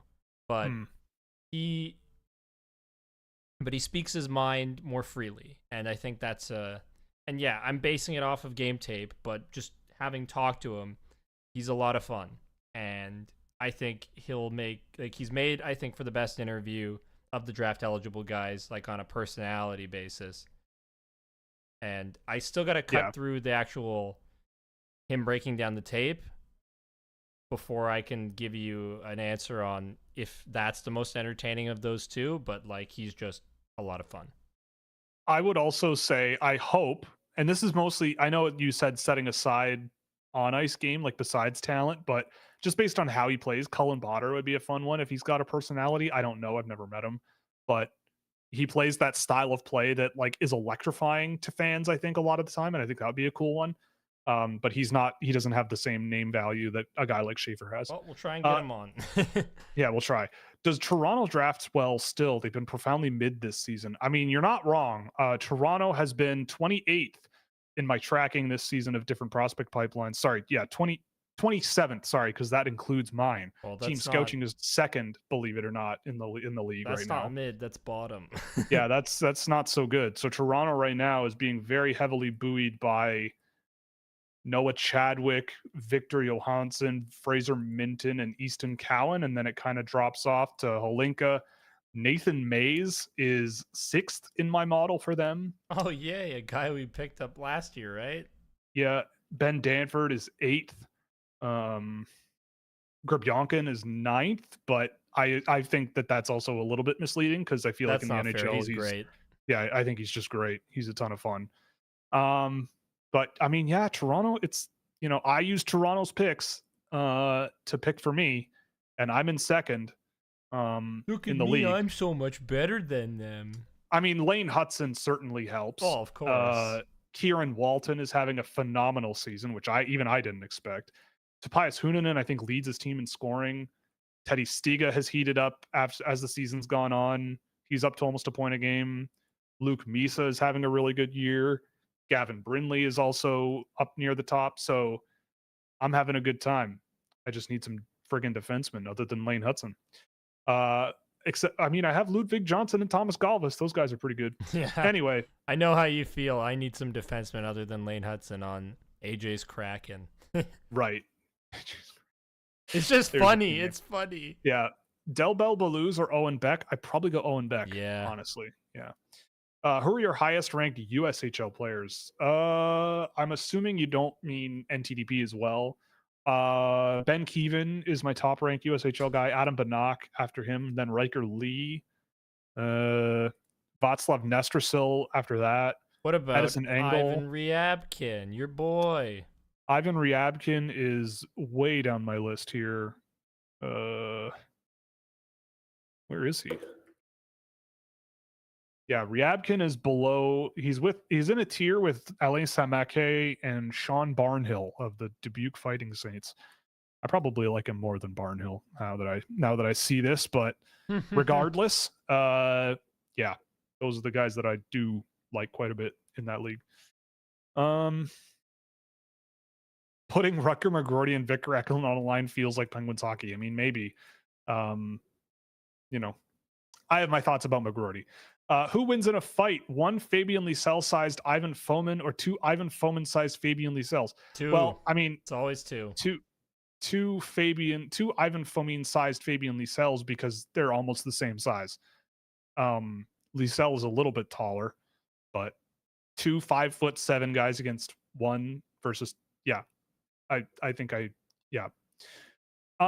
do you think any of these guys have a realistic shot of being a relatively impactful NHLer? Maxime Massé, Alexandre Blais, Terrence Smith, Kerry Terrance, and Lucas Patterson. So I would say that there are guys that will have an okay shot, right? Like Maxime Massé, I could see a coach like Greg Cronin playing him. Kerry Terrance, I think, has an outside shot. I've always really liked him. It's just like your job is going to be to probably move the puck really well and score. And he hasn't ever like done it at a really, really strong rate, but that's not a disrespectful thing for me. Like he's just been like, he's very good, but like, I think the bar is a little bit higher for a guy like him, but maybe. Lucas Pettersson, I think, is a boomer bust guy. Same thing with Blais. I think Terrence Smith of all of those guys probably has the biggest chance of being an impact like NHLer. Like just the offensive skill he has is really, really good. And I think the floor with him is a little bit better than a guy like Pettersson. But I love Pettersson's upside. It's all there. Ooh, this is a good question. Oh boy. Here's Brian. A tougher question. But first, what? Thank you for the donation, because the person who donated also gave us that last question. Oh, thank you. Yes. Very much. Ducks for Cup 2029. Yeah. I think it's gonna be a little longer than that, unfortunately, but optimism. We appreciate it. He gave us money and I appreciate it. And I want the Ducks to have great vibes. But Will, the Leafs have to win 5 in these next 5 years. So. Oh, okay. That makes more sense. 2031, maybe. Yeah. I will say that as much as I hate the new Ducks look and uniforms, as well as the type of players they play, it's better than the older one, but there is still hope that they recognize the error of their ways and just do what's staring them right in the face and win a Stanley Cup in 2029. I would love that. Here's a tougher question for you. If you were to break a defenseman into separate skills, how would you rank them from most to least important for a defenseman to have in your opinion? Okay. For me, number 1 is like mobility. Yes, that's what I was going to say. Mobility. The ability to cover ice in any direction. Like, can you skate forwards with the puck? Can you skate forwards without it? Can you skate backwards? But probably most importantly is like, how is your backward skating? Like, can you gap manage with your footwork left and right? Can you guide pressure towards the boards? Can you get yourself in a good position to use your stick to like create some kind of a turnover or an opportunity, right? That to me is like numero uno. Like if you have trouble doing that, I think the game gets way harder for you, especially in the NHL. Puck movement, probably 2. Yeah, I'd say puck movement. Like, I actually, you know what? I'd say like the ability to use your skill level in the right ways. Like using it to scan the ice, survey your options on the breakouts. Like, again, we said this last show. To us and Sheldon Keefe, the game is won and lost in the neutral zone. Like, if you are a type of defenseman who can reliably keep opponents guessing on what you're going to do when you're breaking the puck out, and that usually is derived from like your skill level and your ability to sort of utilize your skill level and sort of scan for options and find and create open space like that, that's a big thing. And mobility also goes hand in hand with that because you can use your feet to change your look of the ice and change lanes. Then I would say just like pure passing ability, right? Like can you spot those options? Like can you spot secondary options, right? How do you, all those things are super super important. Um I mean, other than that, the rest to me is kind of a Well, bonus. defending. You got to be able to Right. But defend. like that, but like mobility kind of factors into that a lot. Yeah. Um, like can you, I guess it's also, yeah, like can you, because the thing about mobility too is like explosiveness to like get into those board battles. And like if you're in a board battle and the puck squirts out from the boards and goes whatever, can you get off the boards and get into space where you need to be Yeah. in the defensive zone, right? Like those things are a big deal too. Yeah, I guess it's Um, all encompassing where you yeah, can like say in the it's defending. offensive zone, like offensive zone stuff to me is a bonus. Like it's all great. It's great if you can produce in the offensive zone, but it's a pretty lowish priority for me. And also, like if you have all those previous ingredients, you can work on that stuff. And But I feel what? it makes you much more valuable if you have those things in the sense that Yes. you're not looking for it as this is what you need in order to succeed. This is offense is the most valuable thing you can get in the NHL because Yep. that's what you need. You need to score to win. And if you can provide that while also providing all the things that a defenseman should be able to provide, then you become insanely valuable and generally are towards the top end of the league in terms of being an excellent player. Yeah. Yeah. Um. Yeah, Dylan Holloway's having a phenomenal year. He's doing great. I mean, I'm happy for him. I've always liked him. That's just another player that the Edmonton Oilers don't have to help them win a cup, Will. Right. True. Ouch. Yeah. McKinnon not generational. No, Nope. this is what I mean. Like this is what I mean by like the semantics kind of dragging around the conversation, right? Like I don't really think in my definition like a generational player is like literally a defining name. Like like if you ask someone on the street, I mean, generally they probably won't know hockey players in general, but are more people going to be able to know who Connor McDavid is or Nathan McKinnon? Connor Like McDavid. it's almost Not even certainly Connor close. McDavid. Yeah. So to me, it's like it depends on your definition. I don't know. Someone else mentioned Steven Stamkos later. Like Nope. if yeah, I don't think No, he's so. not. I love But Austin Matthews. He's not. It's no. Crosby and McDavid in my lifetime. That's Yeah, it. Crosby and McDavid. Those are the guys, That's the it. kings of the sport. Yeah. Yeah. That's it. That's Uh literally it. I feel like larger players can take longer to develop because they have to mature to a point where their frame fills out and they can utilize their size and strength over other grown men. True, but my thing about all of this is that like you're playing the game now of like you're basically saying like I know that this player is going to catch up to the other guys that we're saying no to, which is not, I don't like that.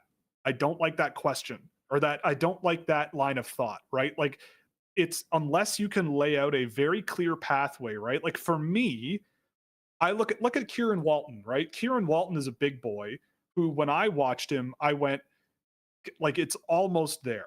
Like he's gotten there faster than I thought he would, but like the skill level and the shot for a big guy like that was impeccable. And I just went, it's just not used in the right situations. Like he's kind of playing a little bit like he's kind of not taking this as seriously as he probably could, but the potential is there. Like he needs to be a little more physical, a little more involved in play, but God, the potential is there. And that for me is like, I could see the development trajectory for a big guy like that, even though he wasn't the biggest producer last year. He's beaten that trajectory quicker than I thought. But if I'm looking at a guy like Slavkovsky at 1, I'm going, right, but of all of the players in this draft class, you are telling me to accept that X, Y, Z, and A and B are going to come a long enough way in the next few years that he will surpass this other player who is significantly more advanced in all of these areas, but is just like 4 or 5 inches shorter. And to me, who is also going to get better. That's the other thing. And who is also going to get better, right? Like, and it's like, and I saw a comment later that, which I very much agree with too, is like the longer a player is not in the NHL, the more your chances of a long NHL career decrease, right? Like, if you're not in the NHL, but say someone else who is a little smaller is, because you haven't developed enough, then, you know, it, I don't know. But again, like generally in the draft, teams draft a lot of big players. But I find that that's a lot of the reason why teams don't get players at their draft picks, because they think that the big guys are going to get physically developed, they're going to gain muscle, they're going to gain strength, and they can play a fourth line role and a coach will throw them over the boards for 10 minutes a night, right? Like, but it very rarely happens that way. And in the NHL draft, like I'm trying to think, I'm racking my brain for the big boys recently who have really come a long way since being drafted, right? Like even an Owen Power, 6'6", and still very much the same player, you know? Mm-hmm. Slavkovsky. I think Slavkovsky's better than he was when he was 17, but he's still like, again, like when you watch him, I'm not really thinking that this is a guy where I'm going, this was the best player available in 2022. And I didn't think that then, but I definitely think it now. I don't. But I mean, he's a good player. But anyway, we'll see. All right, it's time to speed up because all right, let's get through this. Yep. Yeah. I also agree with the fact that when you're big in junior leagues, you can do things you cannot get away with in the NHL. That is also very true. The defensemen of this draft seem to be really weak, at least at the very top. They're not amazing. I mean, I like Jackson Smith, but there's issues. And Radim Mertka and Blake Fiddler and Cameron Reed I also like, but I don't think they're going to be like enormous needle movers. I think you could get some good ones later on, though. Who am I trading, Minton or Cowan? Depends on for what. What depends on for what. What are we trading this for? Are we finally getting a good, serviceable top 4 defenseman to play with Morgan Riley? Right. I'd consider trading either one of them. Probably Minton first, but I don't know. Like, it all depends. Yeah. What's the difference between Carter Bear this year and TJ Ginla last year? It's a good question. Carter Bear to me is like more greasy. Like he kind of just plays that NHL style. Like I'm going to get to the net and I don't care how. Whereas TJ Ginla has a little bit more of like finesse in his game. And like, he's a little more perimeter driven, but like in a good, like a strong way. Carter Bear is more of a, like, just, I'm going to the net. I'm going to go to scoring areas. I'm going to hit guys in open ice. I'm going to whatever. TJ Ginla didn't quite do that. He played with a lot more power on the puck, right? Like resistance to pressure, evading guys, all those things. He did a lot more of that from what I remember. Carter Bear, in his own words, is all about being intense and like, just being like, he wants to get faster. He wants to be more physical. He wants to be a pain in the ass, more of a pain in the ass than he already is, and he's awesome. Yeah, and he's got the deepest, one of the deepest voices you'll ever hear. It's awesome. That game tape will be out in 2 weeks' time. Yeah. Nestrasil is sick, Brian. And Brian, I agree. And Brian, yes. How many defensemen do you have above Cameron Reed in this draft? 4 of them. And maybe no, it's not going to be more than that. I don't think. Probably not. Maybe Logan Hensler, but I will see him this week. A defenseman that can't skate well is a bad defenseman. Exactly. That's the big thing for me. Yes. And then it says AJ, a defenseman that can't defend but is great offensively, is a bad defenseman. Yes, Erik Karlsson's a bad defenseman. Doesn't mean he doesn't score points and is awesome offensively, but he's a bad he's bad at his at the job he's supposed to be good at, all right? At least by definition. Someone mentions Louis Crevier as a guy who's developed well as a 7th round draft pick. I mean, maybe, like, I mean he's playing 20 minutes a night on one of the worst teams in the league. Like, I don't know. I remember watching Louis Crevier when he was a draft eligible, and I just thought, like, again, it's like the thing to keep in mind too is like a player in the NHL. It's way easier to pitch a player to play in the NHL if they're gigantic and like, I mean, I always thought Crevier was just a big lanky guy who could skate pretty well. Um, which I guess if he just can eat minutes is fine. But I don't know. Maybe I'll have to go and watch some Crevier because I mean he is in the NHL and I did not think he would be. So what do I know? But anyway, on that note, we're gonna call it a night. Thanks very much for joining us again. You can support us by going to Fanatics and using our affiliate code, where we'll get a kickback on anything you buy in the store. You can also support us through puckpreps.com, where you can get a Puck Prep subscription where you get access to all the NCAA and CHL prospect needs that you could ever want. We'll have some of the members of that staff over here before too long for sure to talk about their respective regions and maybe some other some more data focused people that I know of. As well, you can also, that's not the right button. Let's hit that one instead. You can also go to scouching.ca and get a subscription where you will get access to all kinds of cool stuff like access to a Discord server, as well as plenty of cool toys like our data visualization tools that have just been updated, our data trackers for drafted and undrafted prospects. There's all kinds of cool stuff you can check out over at scouching.ca with a subscription. And thank you very much. We'll be back on Thursday afternoon at 2 p.m. Eastern time if you would like to join us. The link is already available on the channel. Again, as a reminder, go check out the game tape from last week with Kayshawn Aitchison. It's great. And if you want, you can go check out our back catalog of draft previews and all kinds of scouting reports and stuff from the last few years and rankings and all the fun from the last few years stuff that got was me hidden hooked for a on while. this channel. Yeah, exactly. So go check them out.